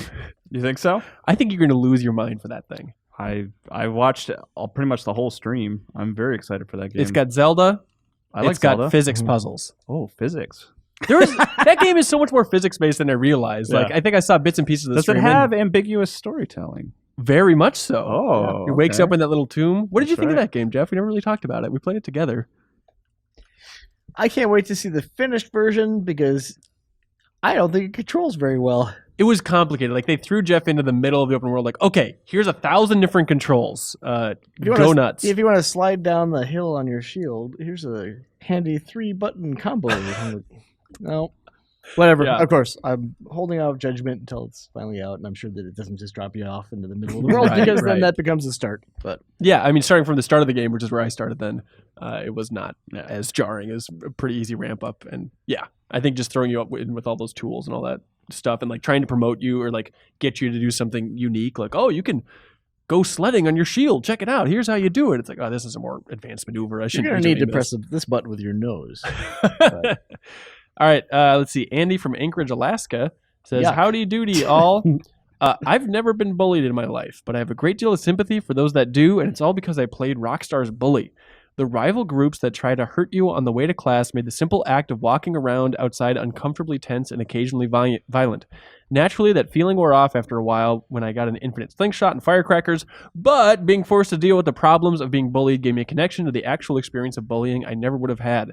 Have any of you ever gained a better appreciation of a perspective or a real-life experience from playing a game? Did you guys get that feeling from Bully? Maybe we should start there. I guess I'm gonna be a jerk for a second. We're gonna be a bully. What's new? Well, so I was not really bullied, but I mean like we're talking about something that causes like actual people emotional anguish and distress on a day-to-day basis. Right. Which I don't know that like having to press square to fight off some characters in a video game really gives you any sort of like connection or sense of like what being bullied actually But is. even if it just pushes you 0.5% more in that direction, isn't that something? Yeah. Okay. That point taken. Right. And I mostly threw marbles, pulled fire alarms, and hid in the garbage cans so that kids, when they were running out, Yeah. I mean, would fall on their asses. So I guess maybe I was the bully. yeah, especially in Bully, I was the bully. I was Yeah. stuffing people in the garbage cans all the time. Yeah. Oh, you guys are monsters. Time for some pound This cake. Alaska guy sounds like a real nerd. Kyle, were you bullied in high school? No, I wasn't really bullied in high school. Just in your adult life? Just my adult life by Shut you up, Kyle. specifically and Joe just now. Yeah, I don't know. I've been thinking about it because I've certainly had some like sort of emotionally resonant experience in games. Like maybe Neverending Nightmares was like this indie game that was kind of, the idea was to like sort of examine his depression and sort of self-inflicting and stuff like that. And that kind of, that made me feel uncomfortable playing through that game in the way that I think I was meant to. So that might be a good example. Yeah. It might be bizarre, and we've talked about it on the podcast before, but like playing as another race, the more games push in that direction. I find it really interesting. Like there's this one moment in Assassin's Creed 3 where like you're being attacked and they keep calling you half-breed. It's like, this is weird to be like racially insulted from this perspective. Like I've never experienced that before. And that's why I'm excited about Mafia 3 and see how far they push it there, just on a weird role-playing angle. But that's what stands out to me. Cork, you got something? No, I think games certainly do that though. But like I know that personally, I keep meaning to play that Dragon Cancer, but I know that will just wreck my world. So I just, it's one of those like, I know it's in the room and I need to get around to playing it. But Yeah. I have an example too that I got a little bit of that from the game Sybil, Oh, yeah, okay. which was like Nina Freeman and her team. And like Which I think is just her, isn't it? no. Is there more? She Okay. works with other folks. Yep.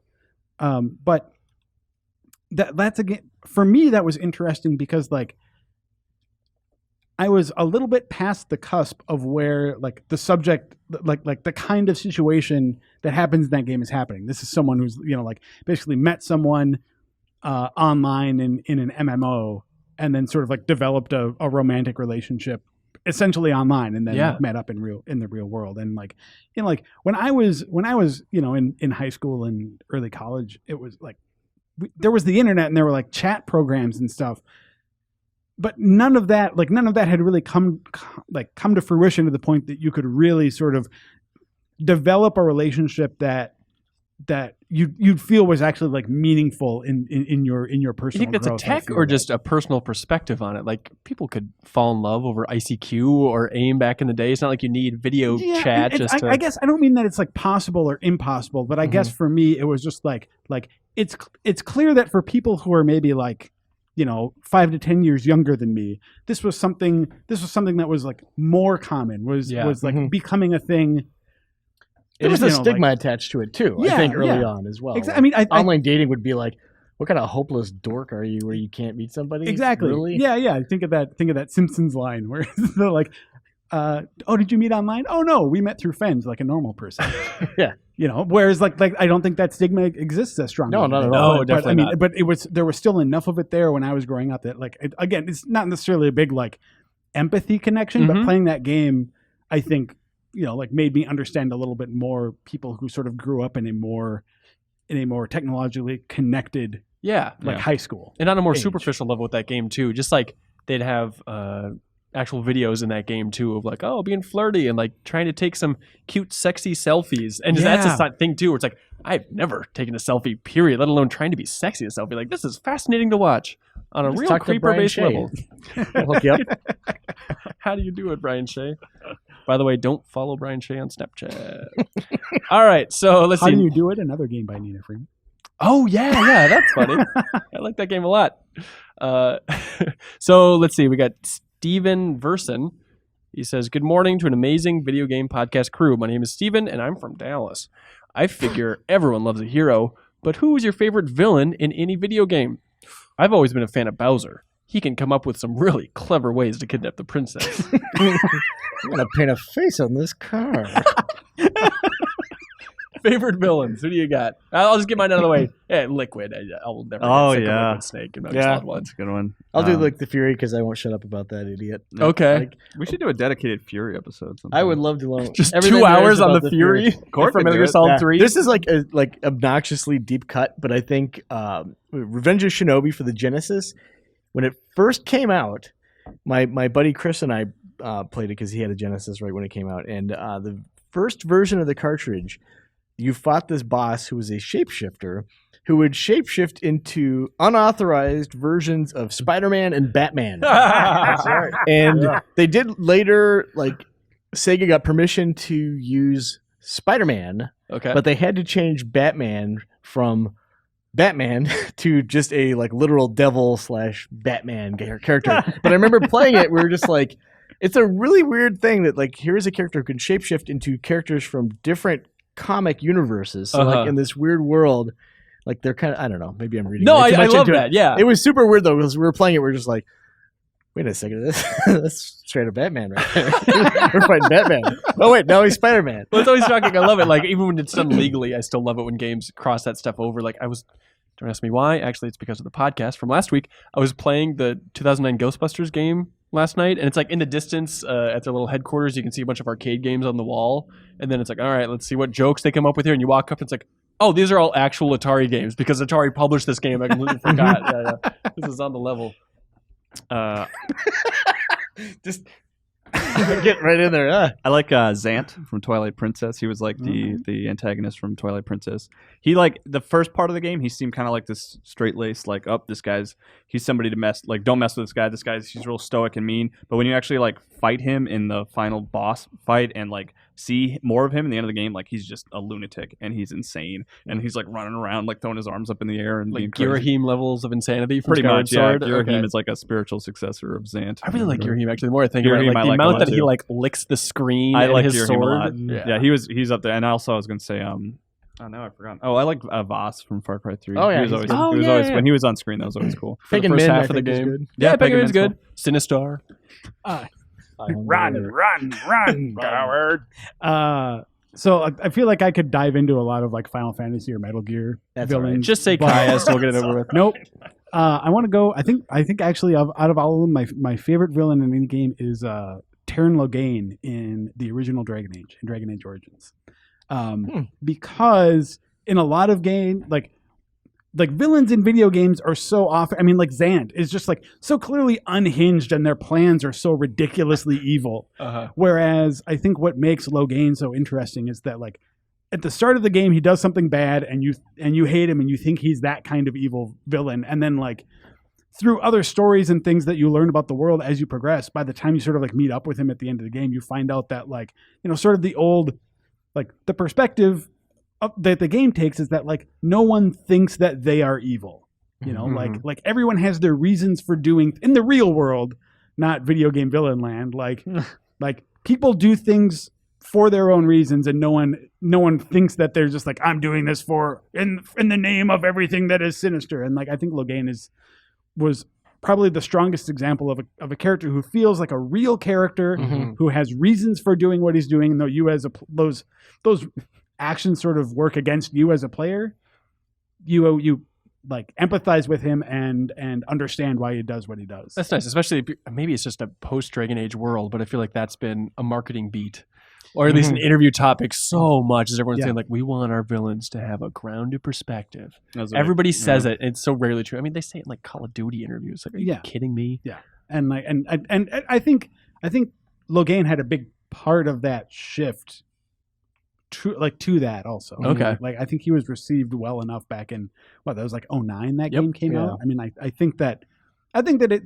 I'm sure BioWare wasn't the only studio thinking about approaching villains in a like less traditional way like that, but I think that for me that's the first one that really hit the right notes trying to convey it. I would like that game to be backwards compatible. That's a good one too. It is so good. That first one. It's so frustrating when a game is super on track, or any story is really on track, to keep a grounded villain. And like you totally understand what they're going for, but they just can't help themselves, and they push a little bit further. Like I always think of like Captain America, the Winter Soldier. the Hail Hydra guy. Help me out. Famous actor.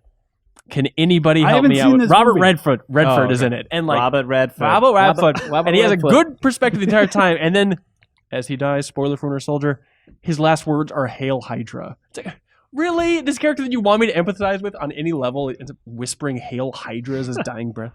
Anyways, everybody. Brian Condell writes in from Ireland. He says, hey, all. Do it in the voice. Yep, I'm not going to do it. Do it in the voice. I hope everyone is well. Would you like to? Nope. Jeff Cork, I want to hear Mr. Irish I himself? Hear you do it. Oh, you're going to get yours with this question, Jeff Cork. My question is about something all us gamers have. Backlogs. And they all stink. What is that one game in your backlog that you have always wanted to get around to, but for whatever reason just never have? For me, it's Link to the Past. P.S., says Brian, just some feedback that doesn't need to be read necessarily, but when you guys make small bets on things on the podcast, I think it'd be much more fun and engaging for people if you have goofy stakes, like making the loser tweet something or making the loser wear some dumb hat, instead of just doing $5 or whatever. Anyway, just a thought. Keep up the good work. That's a great point, Brian. We should have something that's more rewarding for actual listeners or viewers. Yeah. I agree. Which just kind of jogs the memory a little bit. I think there was a bet that took place before E3 where someone bet $5 that No Man's Sky would be announced for PlayStation VR. In retrospect, it was a pretty awesome bet. Get him a silly hat. Give me that $5 right now. I don't have it on me. You don't have any cash on you. Well, it's in my wallet. Where's your wallet? Upstairs. Why you keep it in your pocket? Why would I bring it down here? Because you lose bets left and right. You should always be carrying that thing around. Oh God, he's going full Seinfeld. Anyway, sorry. Games that you've always wanted to get back to. Number one in the backlog. Is this something that we've completed before, or just in our like pile of shame? Whatever your definition of backlog is. I think it's pile of shame. Pile of bully. I have unsuccessfully tried to start Final Fantasy VII on like 5 different occasions. If only you had a recent, really good reason to play through the entire game. Well, I want to play it without, feedback. I could listen to that full game club, but I don't want to. I would rather play it without, hearing what everyone thinks. I'd like to revisit. Right, so you play through like the first disc, then you listen to our discussion of the first disc. But I tried to do it on PlayStation. I eagerly downloaded it on PSP, and I only got a little ways in. Eagerly downloaded on Vita, only got a little ways in. So that's always like eternally like I need to play Final Fantasy VII. Like it's ridiculous that I haven't played Final Fantasy VII. Well, there might be a remake coming up for you. Yeah. For me, it's recent, but number one on my pile of shame right now is the fact that I haven't finished XCOM 2. Because I loved Enemy Unknown so much, and I played so much of XCOM 2 and just restarted over and over and over again. I hope I don't have to wait until the console version comes out this fall. I hope I can actually beat it on PC, but it's tough to find the time. Overwatch exists, everybody. What's number one for you, Joe? Other than Human Revolution And the Last of Us DLC. Yeah. Boy, I mean, I think the big one on the list of like I should really finish that is probably Ocarina of Time. Really? Oh, wow. Okay. Yeah, Did how much of that have you played? 2 or 3 hours, I think. Oh, okay. So like Play the 3DS one. I've gotten through that first dungeon, I think, and then it was just I don't know, it just didn't. I really liked 2D Zeldas, right? So like I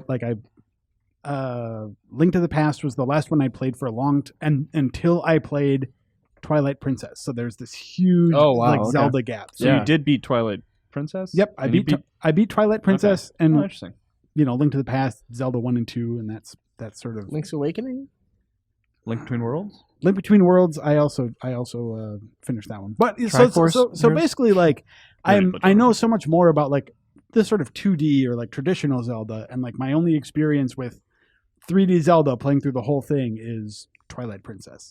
And I don't know, like I hear both Ocarina of Time and Majora's Mask cited so often. Yeah. Not only as good Zelda games, but also just as inspirations for other games that I want to get to. I would almost recommend like Majora's Mask, like in your position where you haven't been. I would almost say Majora's Mask just because it's like weird and different. Where like you've played Twilight Princess, so you kind of know the structure of Ocarina of Time. Yeah. So. I would disagree. I would say that. All right. I would say Majora's Mask is so weird and different in a lot of ways, just because of the contrasts that it has with Ocarina of Time.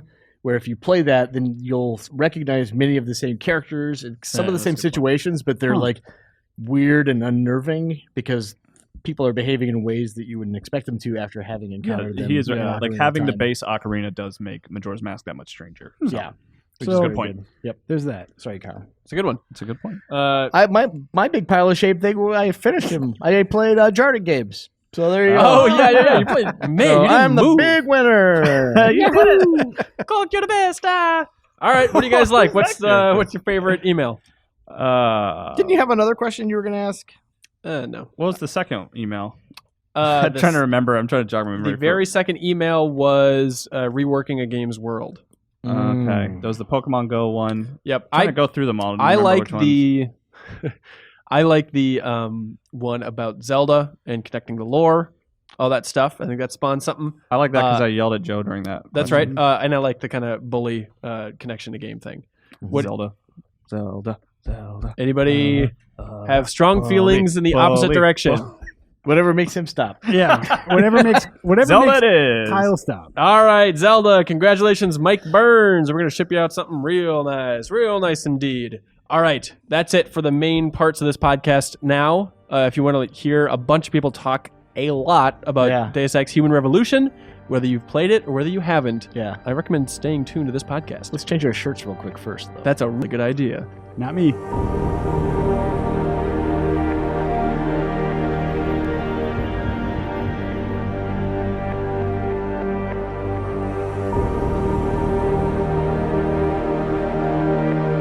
And welcome back to the Game Informer Show and the official kickoff to our new game club, which is Deus Ex Human Revolution. Yay! 2011's finest. I'm here. Jeff Cork's here. Yeah. Joe Juba's still here. Yeah, that's me. And we are, in fact, in the presence of Ben Reeves. Save the last for last. That's what they say. Hey, everybody. We did it. We have a bunch of emails that people sent in to podcast@gameinformer.com. Joe's going to be reading them off this time. Yeah. I have not seen these. I hope they're very insightful. There's a lot of insight, and we'll get to it. Yeah, And some there's things highlighted. Yeah. Some Looks things very are certainly clean. highlighted. So this is Deus Ex Human Revolution, made in 2011, released by Eidos Montreal. The studio's first release after the build-up. Listened to the podcast a couple weeks ago. We talked to the guy who founded the studio and actually built it up. But here we are. Question. Yes. Should we lead with what is everyone playing on? Great. This game is, Point. and there are different versions of it. There's a million different options here. I'm playing on the Apple Watch. I don't know about you. I'm playing on the Yokai Watch. Okay, great. No, I'm playing on PC with a controller. Okay, and the director's cut, presumably. Yep. I'm playing on a personal computer with a controller, the director's cut. Oh, we're similar. We are very similar. that is also what I'm doing. Oh, and Ben Wow. Reeves is playing Pokemon Go, playing- everybody. I'm playing on my iPhone. Yeah, that's right. I'm playing on PC as well. With Really? a controller. Director's With an cut. Xbox One controller, in fact. Director's cut. Okay, All right, so Joe? so that's what we're all doing. But from judging from the comments out there, we do have people playing on a pretty wide spread, Oh, that's including like the original version on like PS3 and Xbox, the director's cut on Wii U. what? I want to hear from And- those people like I wanted to hear from the iOS people that were playing Final Fantasy VII. Yeah, It's I a mean, fascinating subset. there's not a whole lot of them out there, but we do have some sort of comments on differences, and one of the more common things to bring up too is that if you're playing on the director's cut, the Missing Link DLC Yeah. is like folded into the story progression. Oh, okay. So like for us, we won't know when we're playing the DLC or not. It will just feel like part of the story. Whereas on the original version, it was sort of a separate thing that would fill in like a little like a gap in the story at a certain point. And just to set the So- stage a little bit, we're talking about up to the point when you leave Detroit, when you get to China. Reeves, you've played this entire game before, right? Mhm. Okay, great. This is all of our first real opportunity. I played the first hour before, I believe. But I made it up to China. Jeff Cork, you are at the boss, apparently.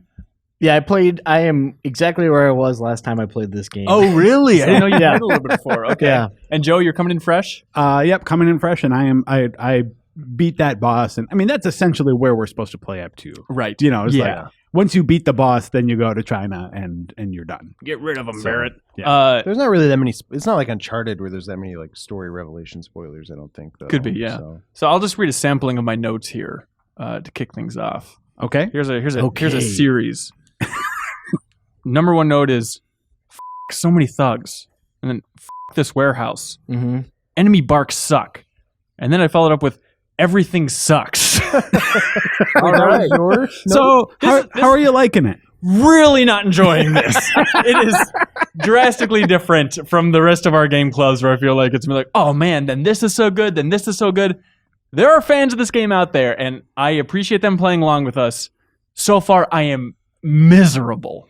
How are you guys doing? So can you're talking about that terrible warehouse with all those guys? Yes. Okay, so I totally blew that because here's what I did. You have two objectives there that take you through. You go through the warehouse and you get to dick around with that antenna, right? We're jumping right ahead. Yeah, we really are. So I did that, and then I activated the other side mission, and I did them in the order where I had to do that stupid warehouse twice. I had to go back to it. What? And that's where the landing, you go there, you flip the switch, and then they pick you up. Sure. I had to do it again because I You're should have talking gone. about I should the have gone to second the. warehouse? I should have gone to the limb clinic Is first. it? So not the one with the hostages and the SWAT team. Oh, you're talking about that? I'm talking about the one that has like the turret, big gun towards the back half of this play session here. Okay. Not the one with the hostages. Yeah. No. Okay, I'm talking about okay. the later one. Those both seem like warehouses to me. I don't know the difference. Yeah, It's- no, Detroit's a lot of warehouses. Yeah, I know what Jeff's talking about there too. I had some frustration with just the quest order there too because I got to. I think we're talking about what is that called? Highland Park? Is it that area? Yeah. When you're going to turn off the antenna anyway. Right. Mhm. Yeah. I was practically there, and then some side quest popped up that was like, "Hey, someone stuck a note on your door. Oh, yeah. Jensen, you want to go do it? And you want to go take care of it?" And I look at my map, and I'm like, "Well, I am 20 feet away from my next mission, or I can go all the way back across this maze-like city Yeah. and try and get back to my office." And I was like, "Nah, I'm just gonna do this one mission, and then I'll go do the side mission." And And also that I do the navigation. one mission, and Yeah. immediately afterwards, I hop in there, go off to the other facility right afterwards, and it just cancels out that one side mission. It's Oh wow. Okay. so I had it felt like I just had a ridiculously small window. Mhm. It's I had to drop the main mission that I was basically in the middle of Yeah. to go do this one side mission, and if you don't do it at that point, it's just well, you don't get to do that. So Yeah. that was that guy. I forget his name. Zeke. Is that his name? Zeke is the terrorist leader, Right. It was him. That was the guy who Oh. left the message. He left a note in your car? Yeah, Basically, a dagger on the door, and he's like, "Hey, here's a data pad with a bunch of codes. Oh. Did But you go don't do that think I mission? like you. Gotta go." So Did you go do that mission then? Yeah. Oh, cool. 'Cause I did not. I feel like I skipped a lot of side content. Like Megan's mom met me outside. She's like, "Let's find Megan's real killer together." Oh, I It's like, did that. I am quite good. I don't want to. She's like, "Really? You're sure, Jensen?" I'm like, I'm really good. And then her follow up was like, "Well, I have no one else to turn to, so I'll just be standing right here if you change your mind." Yeah. And she's just there the rest of the time. Forever. Oh, Adam, busy. Gotta keep rolling here. I got Sorry, things. Megan's I got mom. a date. go Sorry. fix my mirror. Sorry, but I feel like I tip my hand. Where are the rest of you sitting, and then where's the community sitting? Yeah, Should we start at the very beginning? Just what you thought of the introduction and just No, kind of, I want you just want to dive right overall- into it. Overall, I'm just curious to get your read so far. okay. So brief overview read, And then on let's current- go through current some- opinion. Also, I'm Yes. curious. Anybody like a Deus Ex fan, or the originals? Did anybody play Yeah. those? Yeah, for sure. Hanson, did you play those? I played half of the first Deus Ex several times, but that is my real Okay. Deus Ex I never played experience. Invisible War, but I played the first one a few times. Yeah. And you're a big Deus Ex guy, That's the way right? to do it. Yeah, I was a big fan of the original when it first came out, and then I was not a big fan of Invisible War. In fact, I didn't even finish that one. I got halfway through. That seems And to be there are just in terms of general consensus or whatever. I mean, Yeah. obviously, some people like Invisible War a lot, but it seems like general opinion is that one did not Yeah, hit Yeah. the No. same high Right. notes as the first one. This one is really tricky too. I find myself completely paralyzed with what upgrades to get, Mhm. and I did cheat and looked and saw someone break it down. These are the ones that are worth it. Oh, You don't need these because the descriptions of all of them, it's like a magic bean salesman where they're trying to talk you into how great Yeah, all of these yeah. are, and then I'm afraid I'm going to spend one of these points, and then it's oh, incidentally, this completely sucks. You don't need a cone of vision because every time I am detected, I die so quickly Oh my god. that it's like it's I just reload, so it doesn't matter. Cork, are Well, you you're enjoying your saying- time with this game so far? Yes and no. I had like this one save spot where, like, a checkpoint rather, where I was standing there with the guy shooting me as I had a dumpster in my hands. Of course. So that was frustrating, getting out of that situation over and over again. But Oh, so you were saved with a dumpster in so your every hands? time I would die, I would start up with me holding a dumpster above my head and a guy shooting at me. Oh my god. So that was super great. That's real frustrating. Yeah. That's I the think human revolution. overall, I like the game. Like, I remember when it came out, I was like, yeah, I really like this game, but it took me like 6 months to beat because I kept stopping to play other games. Uh-huh. So it's not obviously as cool as the first game was in my mind, but I remember liking it, and I was excited that this studio is like continuing the franchise. And you're enjoying going back to it now? Maybe not as much. So the first time I played it, I went stealth, which I think is the way to play the game. Yep.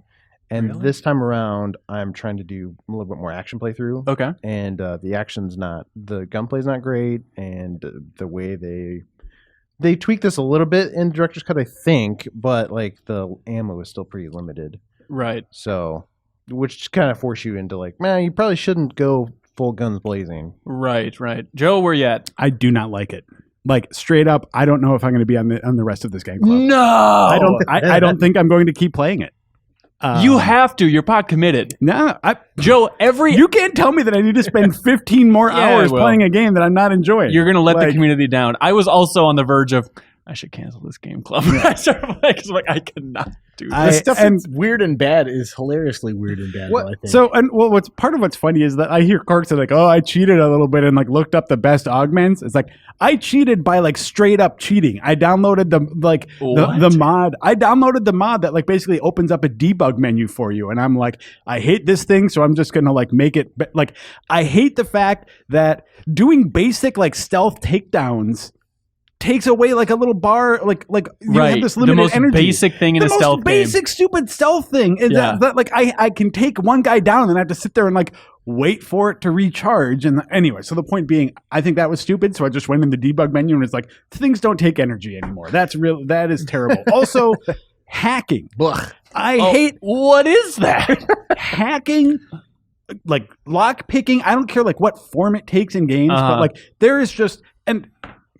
I know people will say like, "Hey, this is better than it is in most places," and like I guess that's true. This is better than a lot of hacking mini games or like lockpicking mini games, but it's still like on top of a pile of crap. Yeah, that's an indictment on just the state of hacking mini Yeah, games. like I never want a hacking mini game ever. I don't Yeah. care. I don't care what it is. What if there's a cute little line and you're chasing and trying to outrun the thingy? Never give it to, like either. I think there was one in like Ratchet and Clank Up Your Arsenal that was pretty good. Yeah, no, he shoved it up its arsenal. Yeah. That's But I right. mean, like that's the thing is that like there's kind of like a Stockholm syndrome with them. It's like, oh, I don't know, this one is pretty good, and like pretty good means that like I guess it was okay, but like there's no, I don't think there's a single gamer out there who's like, I just went around looking for doors to unlock because I loved the hacking minigame. That was fun enough for me to actively seek out. It's just this fucking hurdle that they put in your way that is no fun. Right. What if you just had to play Gwent every time you like And- needed to hack a computer? See, I don't like Gwent either. But the point being,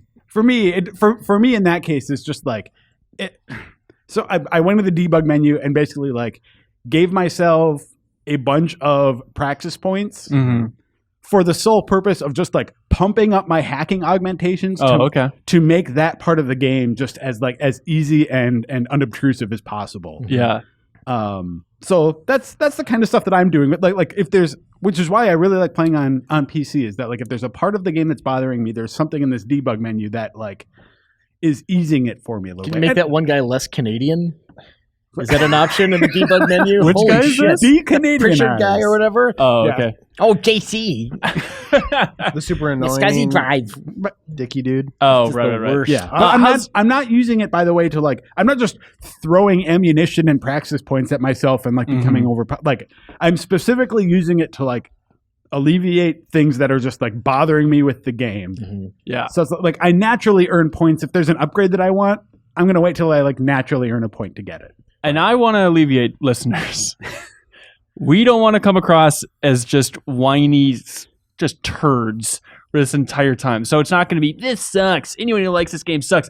We're going to talk about this game. Oh, but I just wanted to tip the hand early and not try and dance around that, like, Also, not you asked enjoying for it this. so far. It definitely has good aspects to it, and I'm not totally miserable while I'm playing it all the time. There are definitely things that I appreciate about it. So you playing stealth, or Right. are you playing just action focused? Uh, How are you approaching?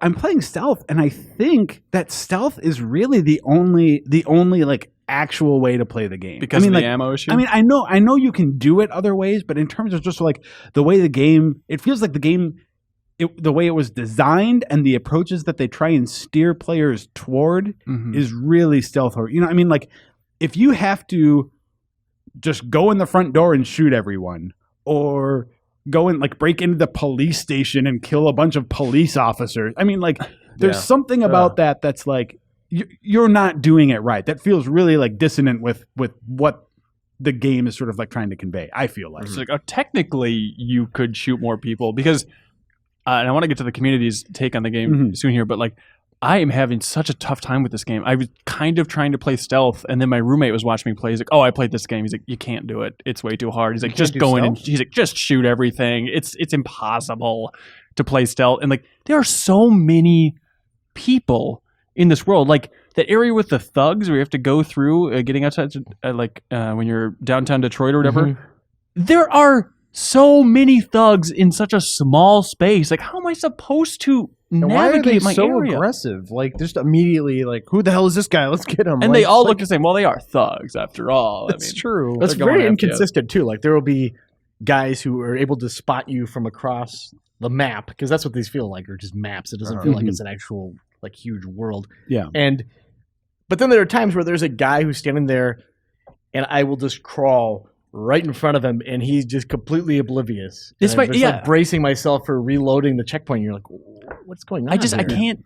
I like Metal Gear Solid. I like a lot of stealth games, but I need to have more spatial awareness. Like even Dishonored felt really uncomfortable to me until I got like that vision cone upgrade where you can see what the enemies can see, because it just feels so exposed all the time. It's You can get that upgrade. oh, really? Yeah. I don't know. I don't think it shows vision cones in the world. It's on the radar. On the radar. Okay, well Yeah. that will That's still help a helpful. little bit. Yeah. I think it's helpful. First person stealth. Like upgrade that. Upgrade like you eventually can get a cloak and stuff. Like Okay. the more upgrades you get, I think the better the stealth gets. Okay. I don't think it's ever quite as good as like Dishonored, but Sure. or Metal Gear, right? But I think it does get better. So I'd say stealth is the way to play this game and keep going that way. On that note, so Jeremy Bull from our Facebook group responded to the question about like how viable is non-lethal stealth really. Yeah. And it says super viable, but playing for the first time in a post Metal Gear Solid 5 landscape, the lack of having as many options for non-lethal sucks. Having it be straight up trank, tase, or choke feels too basic. Having even a pistol you can upgrade to non-lethal would be great. It is still the most satisfying way to play, even though now it feels dated. Which, yeah. I mean, like, and I get that in that, like I use my non-lethal.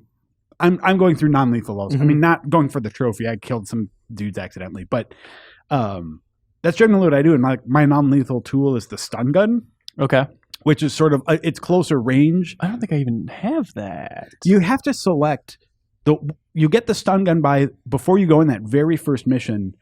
You get asked like, do you want to go lethal or non-lethal? Do you want to go close range or long range? So I have a trank sniper. That's what I got as well. Yeah, Okay. and you get the stun gun if you go non-lethal close range. Oh, okay. But it doesn't take any time to knock them out.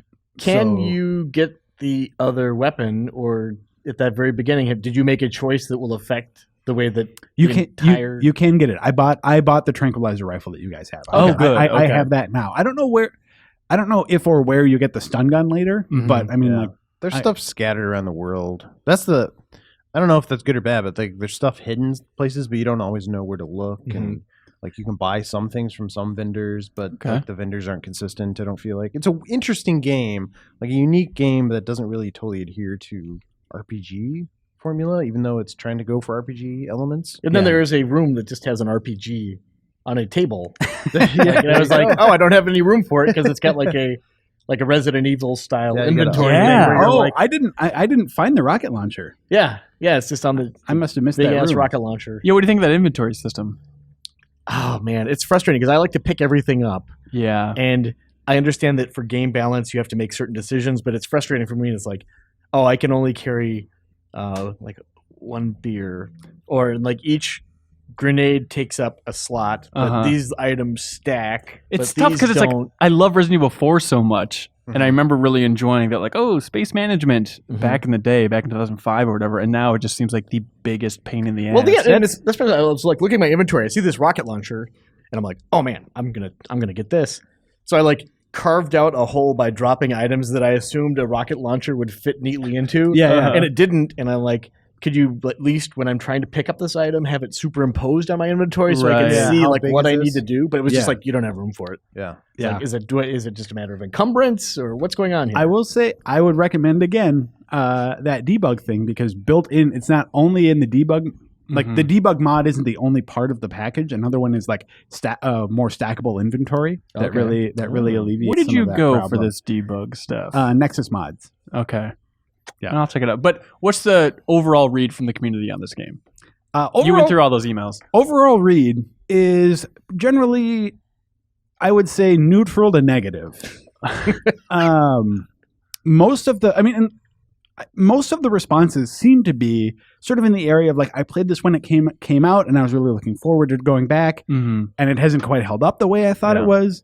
I think, and there are some people who really love it too. So I don't want to say that, like everyone's like that, but it feels like the general sort of take on it is that like, well, actually, you know what? There's one particular comment in here. I don't Sure. know. Yeah, go ahead and find it. Like, it's I'll see what I amazing to can me. find. Just this game's only from 2011, and it's just a reminder that, like, I guess a lot of time's passed since then. Yeah. Like, the shooting in particular just feels like some dopey Unity shooter or something. You know, it feels so flimsy. And also just, like, the constant transition to third person is so jarring to me. I really hate it. Where it's like, oh, going into cover, let's awkwardly stumble into this. Or got to stealth take down a guy, let's jump into third real quick again. Like visually too, it looks like a kind of like a ransom note kind of thing where you see like incredibly detailed textures next to things that don't look completely done. Just the And like modeling the on characters' yeah. heads are too small sometimes. And Okay. they're constantly like when they fold their arms, they're kind of up like this in a really weird way. And like some characters are just like constantly shifting around like animatronics. And the animation on them too feels a little janky. Their mouths are always going- stilted. Yeah. Just watching people walk around the world. Like Yeah, old games are old.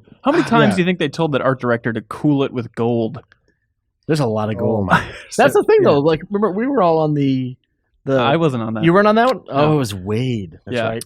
Explain what you're talking Golden about. Age. The Golden Age. Yeah, it was me and Jeff here, we went on the cover story for Mankind Divided. Yes. Right. So they talked a lot about. like gold. Revolution. Obviously, you picked up on that. It's very subtle. That was kind of the tone. Yeah, From it was that the game. gold. Because it's like the golden age of augmentation or something. It's like the Renaissance they kept going back to. Which Yeah. what do you think about that fashion, by the way?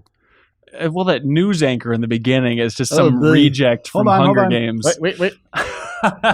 Let's see. There's someone had a comment about art style. Oh, that I like. sure. Let's see. Okay. Overall, I like the art style, but really hate the tendency for the developer to pick a limited color palette for the game and stick with it to the point of being ridiculous. It's in what real world is everything shades of yellow? You can make the point you were going for with a style without saturating my eyes with a single color. That was from Queen of Pixels. On Limbo GI.com. was more But, dynamic. another one. Yeah. Another one from Name School on GI was the art direction in this game is by far the best I've seen in futuristic games. The clothing designs were awesome. All right. It was like I wanted to live there. So much attention to detail. Yeah. All right. The Square likes clothes. You were digging for an email earlier. Yeah. Did you find that So yeah, I think this sums up.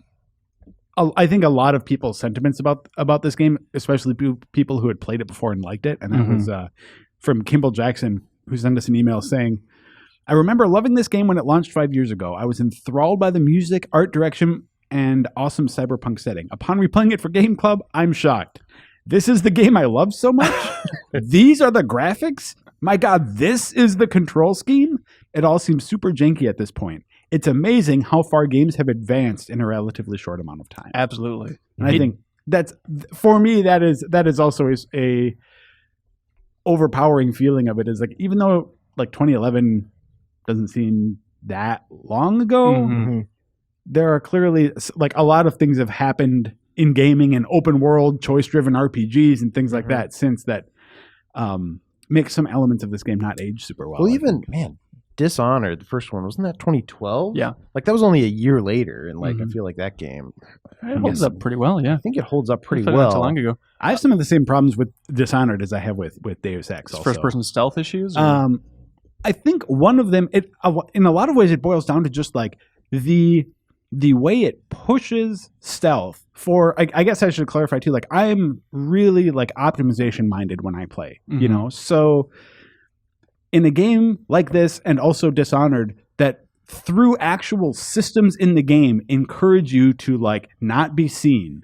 In Deus Ex, you get more experience if you take someone out stealthily than you do if you just shoot them. And if you don't trip up an alarm, you get more experience. You get bonuses. exactly. So there are all of these like actual systems-based incentives. So for me, I can't just be like, well, I don't need those Praxis kits, so I'm just going to go in and shoot. Like I want that experience. And in Dishonored, even though the system was fuzzy, it's sort of like you can't kill too many people in your missions.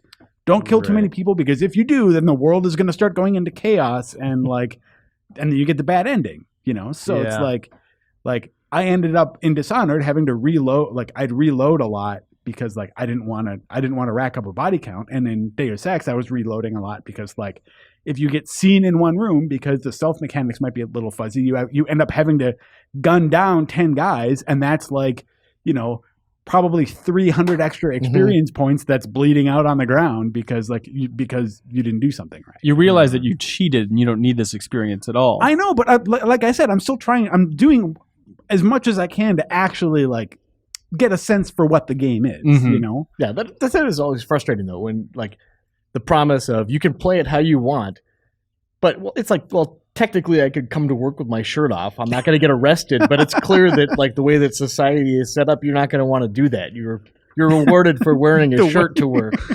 So it's the same way with but it's the same thing with these games though. Like you're saying, where it's clear that the developers had a certain type of playthrough in mind. Just the way that all these vents are set up and everything. Like they don't want you to stand there and hack.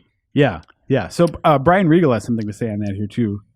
He said, well, one of these we haven't gotten to yet, but it's in the Highland Park mission, I used a lot of the ventilation to get around. And in one, I completely like bisected the beginning of the mission and found a vent that went straight to the elevator. And sometimes I think I miss out on content or experience by doing this. Yeah, I remember the first time I played it, I kept, like, I would go back, like, once I got to a mission objective, like, I feel like I missed stuff, I want to go back and explore and make sure I, like, didn't miss some praxis points, upgrades, or something like that, you know? Here's what or, you like, missed. those hostages, like, the first time I did it, I was like, oh, shoot, I missed the hostages, and I, like, had to reload an old save and go back and find them. Just because I just let them all die. This Oh, really? time I actually Wanted let to them get all out die of as there well. so bad. Yeah. And if you explore, all you're missing by not exploring is, hey, asshole, Right. reloading. Yeah, they get repeat him, the same parts asshole. again and again and again. Or Totally. some ammo. There's a lot of ammo for guns you maybe aren't carrying. I'd be Yeah. curious to go back to the original Deus Ex now and just see, like, because that game do it. did multiple choice options, and I feel like it did it better. Like, Well, you could how do does a game combat get or around this? I feel like action. this is common for any game where it's I like, don't hey, know. there's a shortcut. You can take it if you want. And then people take it and then complain about taking it. Well, I think you just feel like you miss out. I Like, think there's a difference between calling it a shortcut though, and sort of selling the idea of like separate but equal paths, right? It's Right. like you can take the aggressive playthrough, like going through the front door, going through the side door, like I think there's an assumption that you will be, if not the same stuff, you will be getting equivalent stuff by doing those things. And in this game, I don't think that's true. I mean, you can miss a room full of guys that, okay, great, you don't get seen by those guys, but you also don't get the experience that they offer. And maybe you don't get the rocket launcher that's in a side room there or something like that too. So I mean, like, there is a danger of that. I also wanted to, speaking of the hostages, Aaron Gutchess on our Facebook group writes, I think if you spend 7 minutes at the office before meeting Seraph at the chopper, this is like at the very beginning of the game, Okay. before you go meet Seraph, if you spend 7 minutes, he scolds you and tells you to hurry. And if you spend 15 minutes exploring that building, I believe the hostages will be dead before you even start the first mission. Oh, that's oh, cool. really? Interesting. Yeah. And that's like exploring the office building? Yeah. So it's like, and that to me, I actually kind of love that I do too. because like even though it's like gamers at that point, the game has basically, you've played through the prologue, you've just entered this building that you've never been to before. And every gamer's first impulse is going to be like, let's go talk to people. How does this game work? Oh, there are multiple levels to this building. Let's go look at these offices. Yeah. Like Each level, each office. yeah, let's talk, like, because in some ways you're still kind of like dipping your toes in the game and trying to take the temperature. And like, I think it's funny that there's just this like pretty severe consequence for players who don't just like beeline it for their mission objective right out of the gate. Yeah, Because, yeah. And they might have a save from the very beginning when they touch down and keep replaying that, not knowing that it is just a futile endeavor every time. Yeah. It's probably not clear to them. I mean, I didn't play I that think way, the but- game does make it clear. The more I read up on this a little bit, and like if you take too long, it's not like the mission just starts and then you get screwed over. I think that Seraph basically tells you as the mission starts, like, the situation on the ground has changed because you took so long. The hostages are dead. Should have gotten here sooner, man. Yeah, something like Okay. that. So Oh, that's cool. At anyway. least it warned you, so you can load an old save if you want to. Yeah. I like that home office though. Like I'm a sucker for exploring spaces, and you like exploring Jensen's apartment. I really enjoyed a little Uncharted 4 callback there. yeah. But then just having that like home base. When I don't know where this game goes, but I would imagine at some point you're going to fight your way through that home base to get to the top, right? Does anybody think that doesn't happen? I don't know. Okay. Probably. I think it's funny that you don't know the password to your own secret stash until you read a data pad. Like it. Well, they explain that. Oh, did you get amnesia? Well, no, it's not. The idea was that like Jensen's account had been inactive while he was gone. Oh, okay. So they reactivated the account and reset the password because of his absence. Are you guys reading a lot of emails? You scouring a lot of the electronic stuff? No, not this time. I was at the beginning, and then they started to get a little bit samey, and it for me it wasn't scratching that itch that sort of makes the world seem richer by explaining it. You know, it seemed a lot of just sort of like futuristic cyberpunk stuff is happening. Yeah, okay. That sounds about right. Yeah, it's kind of my takeaway at the start of this game. It's like, oh, that's right. It's like a sci-fi conspiracy. All right, this is the story we're walking into here. And then the whole drama at the beginning about, oh, Patient X, who's Patient X going to be? However, Oh, yes. so this is a thing that one of our readers really likes.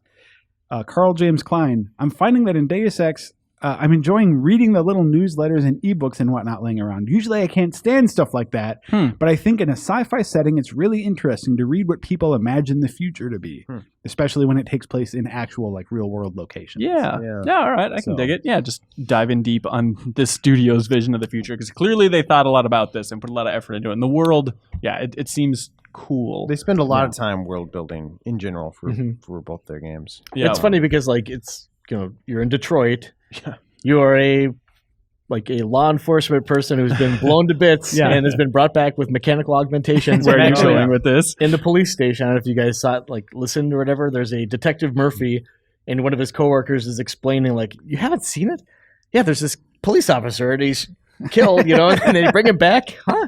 So it's like they're certainly aware of RoboCop. Is what I'm saying. That's cool. I didn't. I had read that was a reference in there, and I never came across that conversation in the police station. Yeah, it pays to have But- no sense of direction. Did you Turns appreciate out. the Final Fantasy 27 poster? Yeah, on the wall? actually, that is one of the few things I knew about this game going in. Like, Oh, really? I remembered when it came out that some sites, we probably did even post a story that like, hey, there's a little Final Fantasy Easter egg in this game. And That's it's like, fun.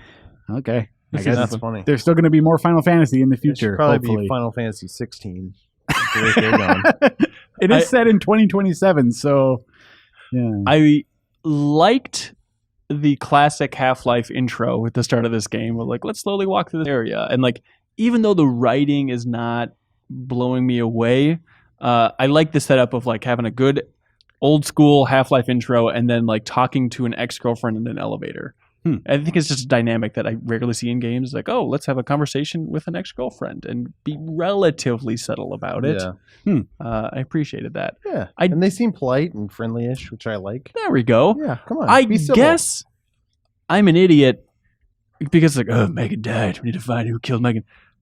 I don't remember her dying. I remember like the guy slapping her. Yeah. They basically kidnap her, and then there's like reports that she's Yeah. Oh, is that what it is? Yeah, Okay. you don't actually see her die. She gets taken, but then later on, maybe this was part of one of those side quests that you didn't do. But it's like you read like an autopsy on her and stuff. But and her like and other people like on her research team. Okay. But the game this is in that like helping the mom figure out what happened. Okay. Like the game makes abundantly clear that like something is fishy about like the circumstances surrounding her death and the autopsy and stuff like that. So like it doesn't go so far as to straight up have like Jensen being like, I don't think Megan's really dead or something like that. Uh-huh. But it's clearly a thread. Like it's a thread that I don't think they intend to just leave dangling. Yeah, I think that there's probably more there than. Do you have is any presented, big picture but theories of what's going to go on with the story here? No. Anybody outside of Reeves? Cork? She's a robot now. I assume I assume that she's working with them, and then it's all planned that Jensen is the patient X and he is the test case, and that Seraph is secretly working with them as well. I mean, did you guys do the whole interrogation scene with Seraph at the very end of this? Yeah. Okay. I don't remember. I don't know if that went super well. This is actually one of the things. Quick side note that I really like about the game. You know, like you talk about the writing, sort of. If you don't like it a whole lot, but like, I think when the writing's at its best is in those sort of like interrogation or like conversation moments, Like the police station? Yeah, because like for all of them, like it'll come to a point when it's like, so I have the like social augmentation mod or whatever, right? Which will like sort of straight up tell you like, hey, if this person is exhibiting like alpha tendencies, this might be the best response for them. Oh, okay. You know, but then like sometimes it's in a situation, even though it's the person might seem like they're being alpha, I always feel like, man, I don't know if this approach, I don't see how this would work well in this situation, but I go with it. And the writing does a good job of making sort of like all of the options in those situations feel like, oh yeah, that is an approach that a reasonable person might take during this argument or exchange. It doesn't feel like, I'm trying to think of an example.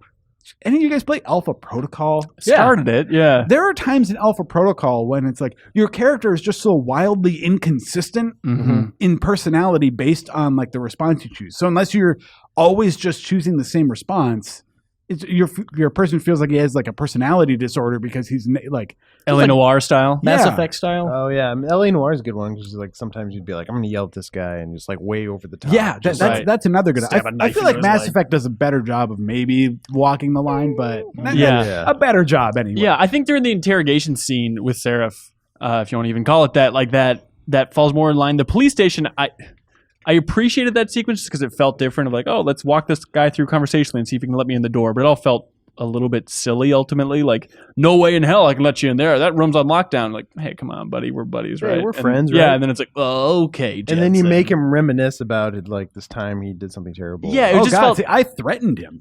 Oh, really? I was like, "Let me in, or I will kill you." Have you let seen you in? RoboCop, you idiot? No, and the guy like he bent. I was like, "Okay, great." This is the dude who was standing there. My conversation with the guy behind the desk went a little different. And, Okay, like, that's what I'm talking about. I don't know how that one. I don't know the different ways that can go because like I feel like I used to work with this guy. Maybe he's a friend of mine, and like I didn't want to burn any bridges. Yeah.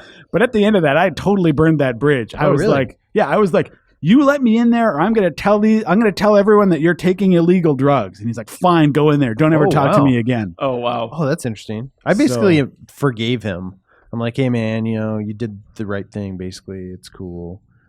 Yeah, That kid deserved to die. I don't know. I if there's I hope there's not some point later in the game, if I keep playing, Yeah. that has him like showing up and saving you at a critical moment because like he just tells me to get lost. I think I'm curious to see what happens if you keep playing. I think some of that stuff does loop back. Like later. Sanders, that one Latino guy, like I spared his life. Yeah, Zeke, the terrorist one. I think his name is Sanders. Zeke Sanders. The Oh, maybe it guy is. who Okay, had yeah. the there we go. hostage. Yeah, yeah. Did He has everybody? very intricately textured leather. Yeah, that's right, Mr. Yeah. Leather Sanders. So they kind of hinted like, "Oh, it'll pay off later because we let that guy live." All the hostages died, and I looked immediately. I was like, "Oh boy, I don't know if I can live with myself." And then basically, you get a discount at one merchant if you save them all. So I was like, Okay, I can live Yeah. with myself. absolutely. On this topic, Tanner Hoisington wrote us and said, replaying this, one thing that stands out is that two negotiations and conversations with Sanders and the cop you used to work with at the police station. He thought the differences between those, like from the first time he played it versus the second time he played it, were extremely effective, even if the character models aren't always the best. Oh, yeah. Okay, I do on. feel like I'm tracking with the story better this time than I was the first time I played it, and I don't think it's like the best story ever told, but I am kind of intrigued by what's happening, and I like the sequence where you get in that building and the guy's hooked up to the computer and then he shoots himself. Oh, and Like, he I was says like, "Help me." yeah, I was like, oh yeah, I forgot about the scene. Like, this is kind of cool. I'm intrigued to know like why is this guy hacking in his computer, and especially considering the side of the humanist angle that he's supposed to be coming from. yeah, and he's supposed to whatnot. be Yeah. part of the purists. Like, yeah, it's interesting conspiracy that I'm Yeah. If we intrigued by. back up a little bit, that has to be an incredibly difficult task as a writer, to tell a story that is based on a conspiracy and someone trying to negotiate this world where they don't know everything that's going on.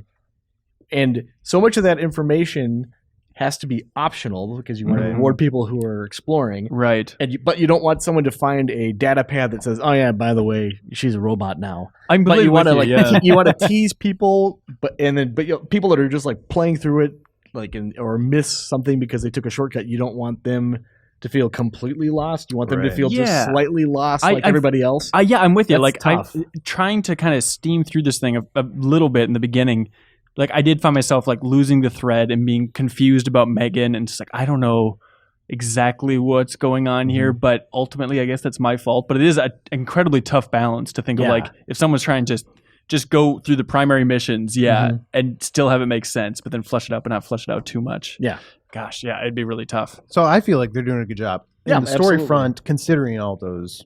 Yeah, Sure. I agree with you for sure. Yeah. Yeah. And I like Joe's angle of like, well, just those conversations I felt have, I don't know, they feel real to me. Yeah. Yeah. I mean, In a way that some RPG conversations don't. I find it interesting that they're able to make like robotic hands and Mhm. body parts that work almost like they would completely replace the organic counterparts.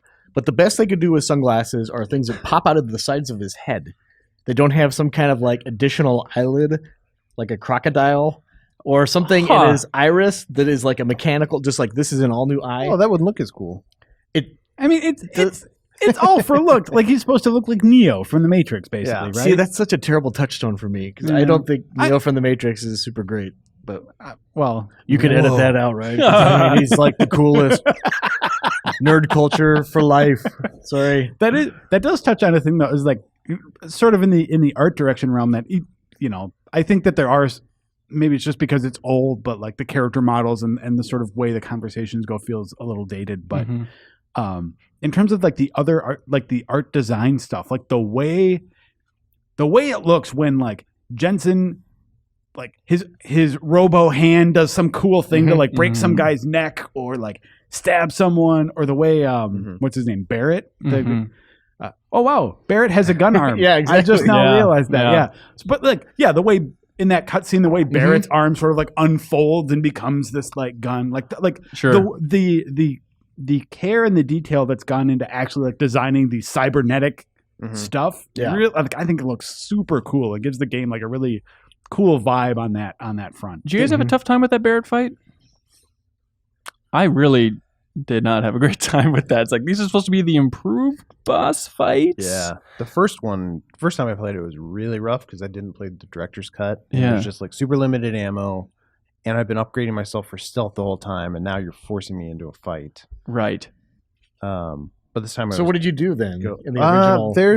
I wish I remembered better, but I remember there are like weapons hidden around. Mhm. And so you basically have to like sneak around, and eventually you can find like weapons or grenades or something, and then you kind of keep lobbing him at Keep him. throwing barrels Yeah. at him. Eventually he dies. Okay. Someone wrote in, Kalman Bokow wrote in to say, I started to realize that I downright hated the bosses replaying this. However, it might not be a bad thing. Adam Jensen and I both feel hatred towards these people for entirely different reasons. So there's kind of a meta immersion level going on. That's there. true. Like think that's connect what- the player to the character, not Yeah, that's Dog what they're style. known So it's like, okay, Barrett doesn't get much screen time, but how do we really inspire that loathing? What Did do you? he say if he's playing director's cut or not? He said that he is not. That he's playing on PS3 without the missing Link DLC, Okay. which must Okay. mean that he's not playing the director's cut. Gotcha. Speaking of hating characters, I'm curious what you guys think of Adam Jensen. I'm fine with them. It's a weird thing where I feel like I like the sound of his voice, but I don't like the performance of it. It's just I don't know. I'm It's back and forth on that too because I'm like, it doesn't feel like it belongs to this person. You know what I mean? But then I saw a picture of the actual voice actor. And he's just kind of like a skinny white guy. You're just like, that's not what I imagined you to look like at all. look it up.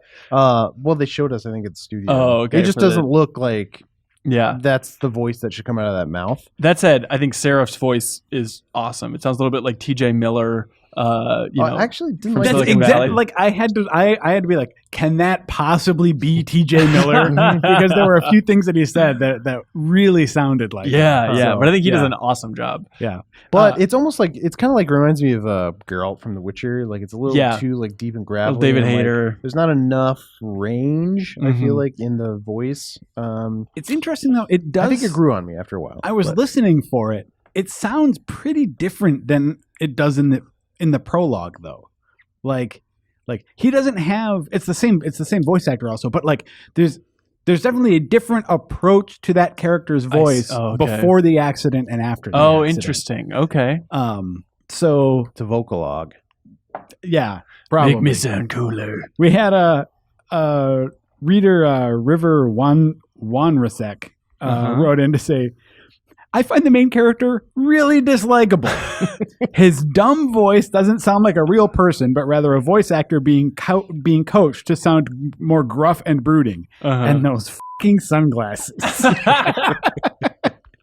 So, yeah.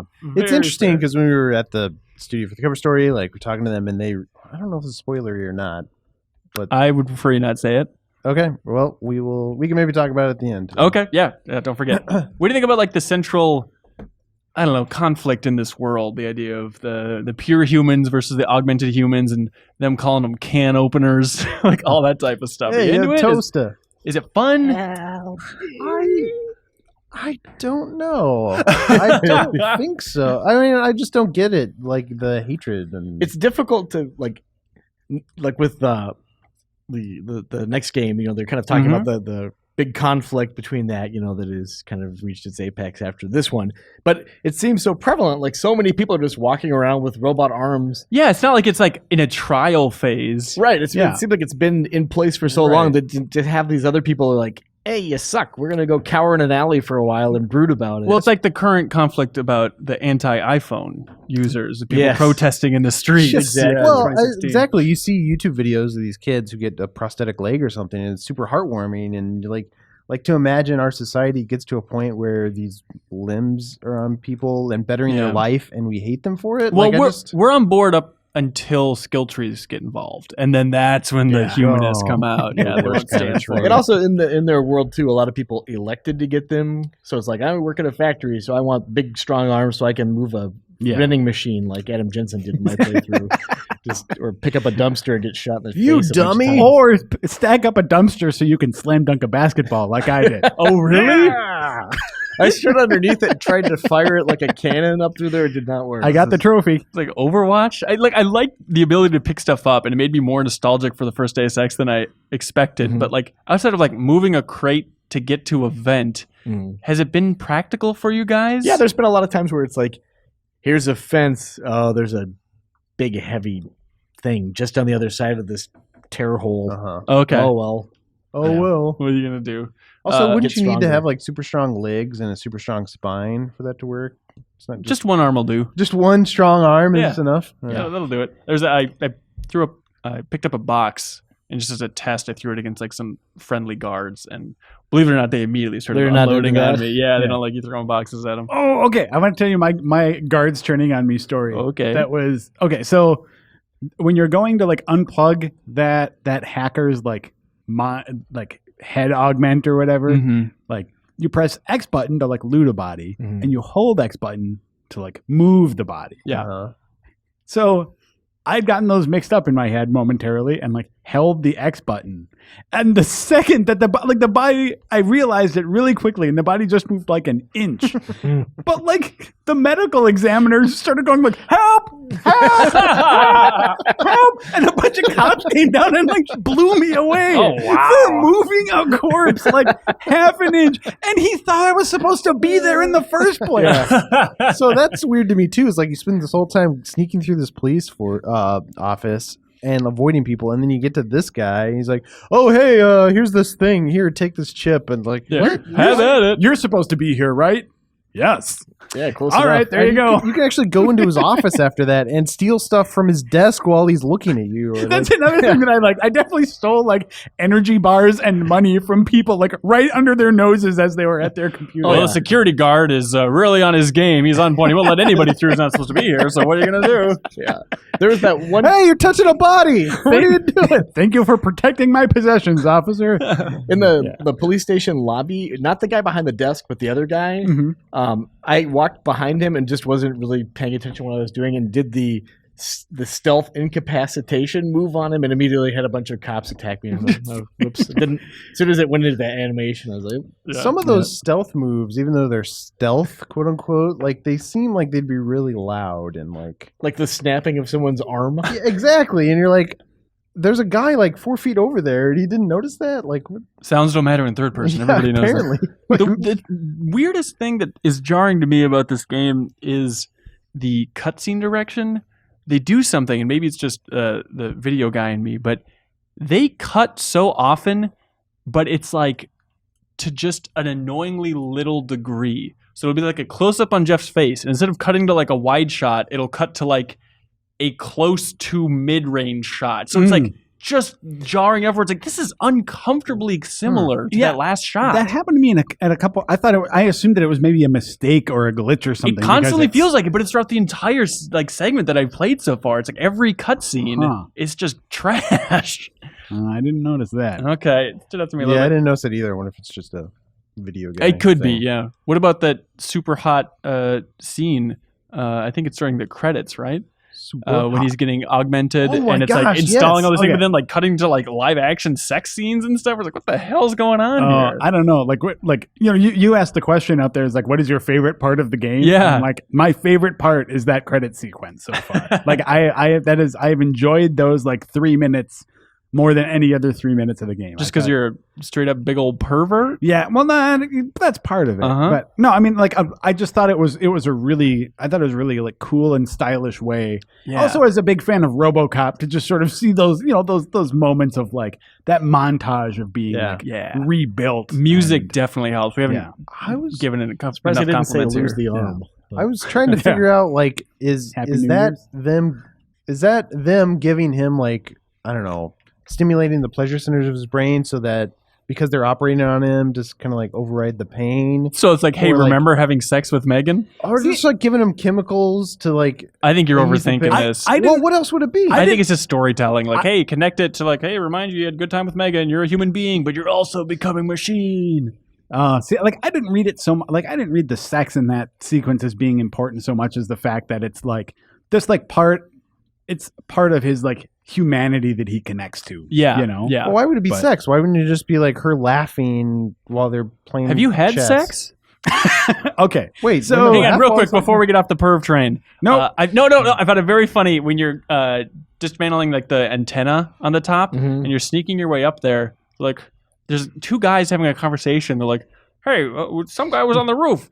I don't know. He said he was gonna get us some porno channels, so I let him get on the roof and install that satellite." And it's like, in the future, is it this difficult to find porn? Like, since 2008, you turn on your computer and it just floods you. We're like, oh, he's going to install some sweet Skinamax up there. Can't wait.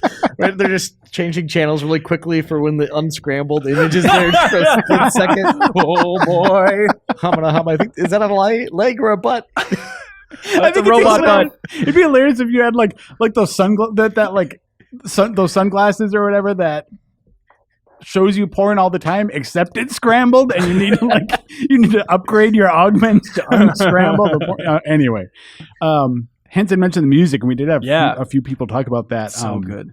Music and sound.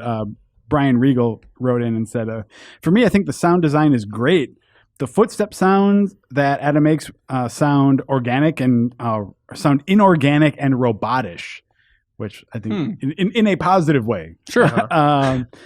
I like the small touch of his footsteps changing depending on what he's walking on. And then someone else... I like the small touch of his hand against my cheek. Names Cool wrote in again and said, I can't forget the music. Michael McCann did a great job, and also the people that made the sound effects. Same composer as XCOM. Enemy Unknown and XCOM really? 2, which also has a great soundtrack. Yeah. A lot of similarities if you start to listen, but similar theme world, and so it's fine. That's cool. Man, so that sound effect, like when guards see you briefly, I'm like, I don't know, that's a good sound effect, I feel like. It'll stick with you. It's the perfect tense noise to make me know that, right. like, oh, I've been spotted, I gotta hide. Exclamation point sound, sure. What are some other big emails there, Joe? Well, this is one of the things that touches on something we talked about earlier, and it's kind of going back to the bosses too. But Chris Williams wrote in to say, I have to say that the opening hours of Deus Ex ranged from completely satisfying to incredibly frustrating. Entering a room and either silently tranquilizing every enemy or finding a hole in the wall that let me avoid conflict feels great. Running out of ammo and being a superpowered robot man with a Duracell battery that allows me to throw one punch every couple minutes, though, not so much. And this touches on something we mentioned, which is, the first boss battle made me feel like I'd been leveling up wrong the entire game. Yeah. Having been a silent combatant the entire time, only to go back to the level and like find a rocket launcher hidden in order to advance felt cheap. And I think that that's like at the heart of it. I mean, we talked about the game encouraging stealth. I think that's where it really hits its roadblock, is that like, in addition to the game saying stealth is really the way you want to like try and do this and rewarding it more than any other approach, then to stick you into boss battles where stealth just basically isn't an option. Yeah. Or I guess in the director's cut, it's more of an option. Like, I guess I didn't do this, but I guess there's a way to sort of like in the Barrett fight, like reprogram some turrets and stuff and kind of have those work upstairs with room? you and stuff. Okay. So it's like there are more options for things like that, but it still feels like there's definitely a disconnect between the way the game sort of tells you should play, but then it almost feels like a betrayal where it puts you in a situation where all of the skills that you've been using in the game up to that point really aren't as useful. I think pulling out even more, like with the Barrett fight, it's not just a question of being like stealthy versus just going in guns blazing, but like I'm trying to play it where I'm just incapacitating people, I'm not killing them. So I'm looking at like, is there a way to do that with this guy? Can I somehow capture him and send him to the police so that, he has to answer for his crimes? Am I just wasting my time by tranquilizing his face? Like, I wish it was that was communicated to the player, even if it's just like over your intercom after a while, someone says, hey, you're just wasting your time. You're going to have to kill this guy, Jensen. Just to give me some kind of feedback. I just don't feel like I know what I'm doing. I'm eventually just going to grab a shotgun and shoot him and kill him. But I mean, like... Are any of you guys having problems with the actual, like, the control scheme itself? Yes. We're all playing on controller. Yeah, and the cover-based stuff I really have a tough time with. Of like, hold it down to sprint to the next cover versus tap it to like flip to the other side. It just feels really gross. And they push the stick in. Is it this? Yeah, you push the stick in to get the little targeting reticle, which is way too small. Yeah. Like, it's just like this tiny little peephole. Right. Yeah, it doesn't... I feel like Rainbow Six Vegas had like one of the best Yeah, for sure. cover-based systems, and I don't know why everybody doesn't just do that, because that came out in like 2006 or I think something. it's similar though, isn't it? Where it's just like a left trigger pulls you into cover. Yeah, I don't know. I just remember it working way better in Rainbow Six. But yeah, I like being able to look under a door too, which seems like Adam Jensen. Maybe there's some upgrade I haven't quite. He can invested pop in. out one of his eyeballs up from underneath the sunglasses. But I mean, like, there's been that a lot would of be pretty great. Toss your eyeball and sort of get a... Yeah, Toy Story 3. yeah, but right now it's like you open a door, and just like there's just a bunch of guys who just are facing that door because they have nothing better to do. Yeah. And, Get him, yeah, asshole. I do that a lot. It doesn't always work, but I do the old like and close the door real quick. But I'd go open one of those grates with the hinges and crawl in. It is funny how like guys are shooting at you, and then you run through a doorway, and then close the door, and then hide beside it, and more often than not, they just completely will forget what happened to you. Oh, really? For me, they actually blast the door apart, and That is not happening. But, with me. So the thing with the controls was a fairly common point on from readers also because so we have Dakota McCaslin says in general doesn't think the game stands the test of time super well. The first issue I ran into was the control scheme that I've not seen in a long time. LB to run, LS to crouch, RS to use iron sights, and worst of all, holding down the left trigger to unreliably snap to walls. Mm-hmm. Leading to having a hard time enjoying the game, and hopefully that changes by the time it finishes. But How often are you guys using cover? Decent amount. I'm not as much as it wants me to. I'm using it a lot. I find with like the stun gun, which is close range, I kind of need to use cover to get close enough to do it. Yeah. But what ends up happening to me a lot with this is that like I'll get one guard sort of like isolated and sort of like work my way over to the guard through cover and then like bend over and shoot them and they collapse in a great, but then like guards who I don't think have any business seeing or recognizing that all of a sudden it's just like, he's right there and start shooting directly at me a split second later. And there's no like investigation period or like, I have no idea how they even like saw where I am. I was hidden behind some boxes, Right. you know? Right. So that happens to me a lot, but Yeah. I regret flying through it. Like the second I got to China, I got there quicker than I expected. It's like, well, now I feel bad. Well, you didn't do any of the side quest stuff. Yeah, right? exactly. I should have spent more time in this game. I shouldn't just been in a grumpy mood because, like, I was traveling. I wanted to get it done before I was on the road and whatnot. And it's like, now I regret it. And so for this next section, I feel like I'm really going to try and soak it in. Also, I think you have to get upgrades for that. You need to level up Jensen quite a bit before like the gameplay systems start to work in your favor. Okay. And It's kind of like the Dying game Light. gets better. Yeah, exactly. The same way. Again, we've compared it to Dishonored a lot, but Okay. similar to that as well. I think. So don't skip a lot of stuff or I'll be screwed later I mean, on. especially just- early on, which Yeah. you've already done, so you're screwed. Yeah. Okay, great. All right. It doesn't matter T-Bugs, because here I come. you hit a boss fight, we're all screwed, right? Yeah, that's basically how it Together, holding hands. I also want to talk to you guys about a technical problem Oh, yeah? that I ran into, which is just like I had a save that disappeared. I have no idea like what or how it happened. Well, you're also like ripping out But, guts for the mod nope, stuff. nope. This was before I'd even modded. Oh, wow. Okay. Really? Whereas it was right in the first. This was actually part of what made me decide to start doing the debug stuff is because Mhm. like I didn't lose a lot of progress. I lost maybe like 20 minutes, but like I know for a fact that I had a save that was like like numbered like save number 6, and then like I went to load it. And it was like that save was not there. And the most recent save was the save that I had made like 20 minutes prior to that. Oh, and I know I had loaded save number 6 before. Yeah. So anyways, like I ran into that, which sort of the idea of like losing progress later on at a more important point in the game or something threw me off to the point that I was like, I need to start like Triple down on saving and dupe it up. And yeah. Right on. You haven't run into that since? It was just the one time? Just the one time so far. But technical problems were also were another thing we had here too. Sure. Dat boy Peepo says I love our community. so he tried playing it before and thought that it was pretty buggy in the original launch, which is something I remember. They ended up patching it, but when he initially played it, or she, I guess, it's that boy. It's throwing me off. But. Sure. Anyway, so the HUD disappeared, and they ended up having to like restart the whole game. Oh, And- wow, really? Yeah, and so like my memories are always going to be a bit tarnished, and my time spent with it like artificially inflated due to glitches and having to replay so much of it, Oh, wow. and enough for them to say like I won't be picking up Mankind Divided.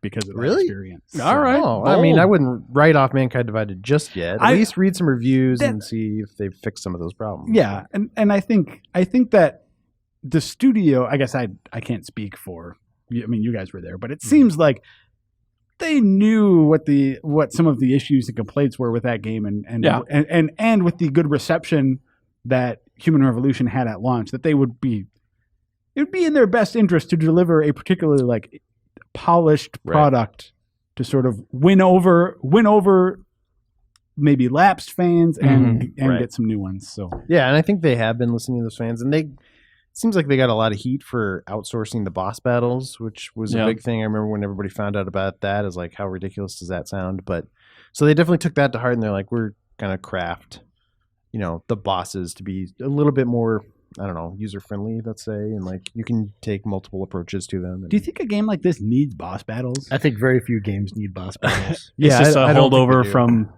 arcades. We need your money. Yeah, that's an hate boss interesting battles. idea. Yeah, I think these days, really, you just need like not even boss battles, but it's like, I don't know, cap point encounters or like big set piece moments, kind of like function as what a boss used to be. But it's just It's kinda archaic to be the like, no end. matter what, we need a structure of a boss battle I here. don't think it has to be Yeah. a big character that you fight with a lot of, Bald, veiny neck. There needs to be a health bar. climactic moment that Right. the game builds up to and gives you some sort of like catharsis. But that could be an action sequence with different Yeah. characters, or it could Yeah. just be, I don't know, something you blow up and like you stealth out of. Like it could be a cool sequence, but it doesn't have to be a boss. Yeah, no, that's very fair. Are there other big beats?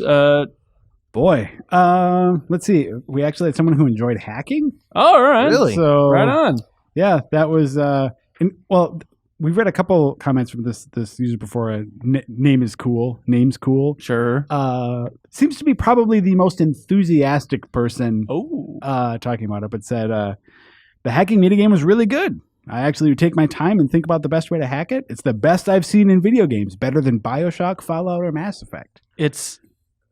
They put a lot of thought into it. Like if you appreciate the extra layers, maybe it's for you. It's a little board game, basically. Yeah, I mean, but the competition he listed, it's not like those are strong hacking games. Well, yeah, I mean, yeah, like I'd said earlier, you're basically still at the top of a turd pile. So Yeah, there we go. But other stuff that I liked, some people had like just some random like observations or Easter Yeah, eggs and love it. stuff in there. So like Daniel Melman pointed out that the code to Seraph's elevator at the very beginning is 0451, which 451 is what? Is that? Fahrenheit 451. Well, yeah, Fahrenheit 451. But in gaming, that manifested as, I'm trying to think, was that System Shock or even Deus Ex? Oh, the classic number that As recurs. in- That's and right. I know BioShock uses or Yeah. 0451 at some point. really? Yeah, so that's just sort of the so weird But it all goes immersive back first-person to stuff. that. that was neat. So anytime you're trying to like do a keypad thing, just try 0451 and see if it works. Always, forever. Samuel Klein says that he really likes the reload animations. All right. And let's see what else. Tanner Hoisington likes how vertical the city is, which I don't know if it does. It is vertical. I kind of wish it were a little easier to navigate horizontally, so it didn't. So you didn't get forced up into like trying to figure out all these like fire Yeah. escapes and rooftops and stuff to like just get where you want to go. I like Yeah. Cork's point of like it feels like a map rather than like an open world, and I wish it felt more like an open world that you could kind of explore in a couple different paths, because that, and especially it's not helped by that navigation system that's just like, it's over there somewhere. Yeah. But how do yeah. I get there? Like I'm walking towards that, but now this is a dead end alley. Well, there is a map. That I know, doesn't but I- zoom out enough. Yeah. You always have to like go to the map, and I don't know. It's just in this day and age, it feels like there should be a better. Mhm. And maybe I'm navigation missing something, but I don't think there's just like a straight up map button. You always need to like pull It up the buried in the menu and menu. scroll over to the Yep, map, yep, which yep. is also Hanson. You'll appreciate this one. Ryan Beeler has something cool to say about the Wii U port in particular. Yeah. Heck yeah. Says during the opening cutscene that has Adam getting augmented, they make the HUD on the gamepad slowly turn on until it gets completely filled out by the end. Oh, that is kind of Wow. cool. And there's actually. also an interactive sex minigame on the right. gamepad as well. yeah. Cool. Oh, that is cool. I like that. Yeah, I didn't get this conversation, but Jeremy Bull points out that if you go into the women's bathroom, you get kind of chewed out Yeah. for it later. That happened to me actually. You get chewed out by who's the security guy in the Seraph Industries? Pratchard or whatever. Dick ponytail guy. Yeah. Yeah. He chews you out. He's like, hey, you got augmented a lot, but you didn't get turned into a woman. Stay out of the women's bathroom. That character is so terrible. Yeah, he's He's my really good. favorite. But yeah, I mean that's I mean, a lot of people had a lot of good and interesting things to say, but I think our temperature on it as a whole is a little more negative than the communities. There are definitely like some fans out there. And Totally. Rock on. Don't let us be downers, everybody. Yeah. Please pick apart what we have to say that's negative about this game. And I hope you're all enjoying it out there. So for the next installment of the Game Club, which will be airing on July 28th in the not too distant future, we're going to play until apparently, according to Reeves, we go back to China again. It all comes back to China. So go through China, Go through some other somewhere else. places. Do all the China stuff. There's more stuff after that, and when you return to China. where you are right now, yeah, that's a good. It's confusing, but all right, we stop at China again, but in the future, once more. I'm going to try and be more thorough this time. Cork, what's your goal? I'm going to continue to be as thorough as I was before. Ben Reeves, what's your goal? to survive. And the community's goal is to harass at Joe Juba on Twitter to convince him to stick playing. around because he does such a good on these game club sessions. And you know how much you hated when people bailed on 7. Don't do that to everybody. Yeah, but like 7, well, whatever. I mean, if you're not enjoying a game and you can't make time then for let's it, continue to complain about it. nah, you guys got that covered. Oh, harass them, please, everybody. All right, but that's it for this episode of Game Club. And that's it for this episode of the Game Informer Show. Thank you for watching or listening. And be sure to tune in next Thursday when we'll have a new episode waiting for you. Bye, everybody.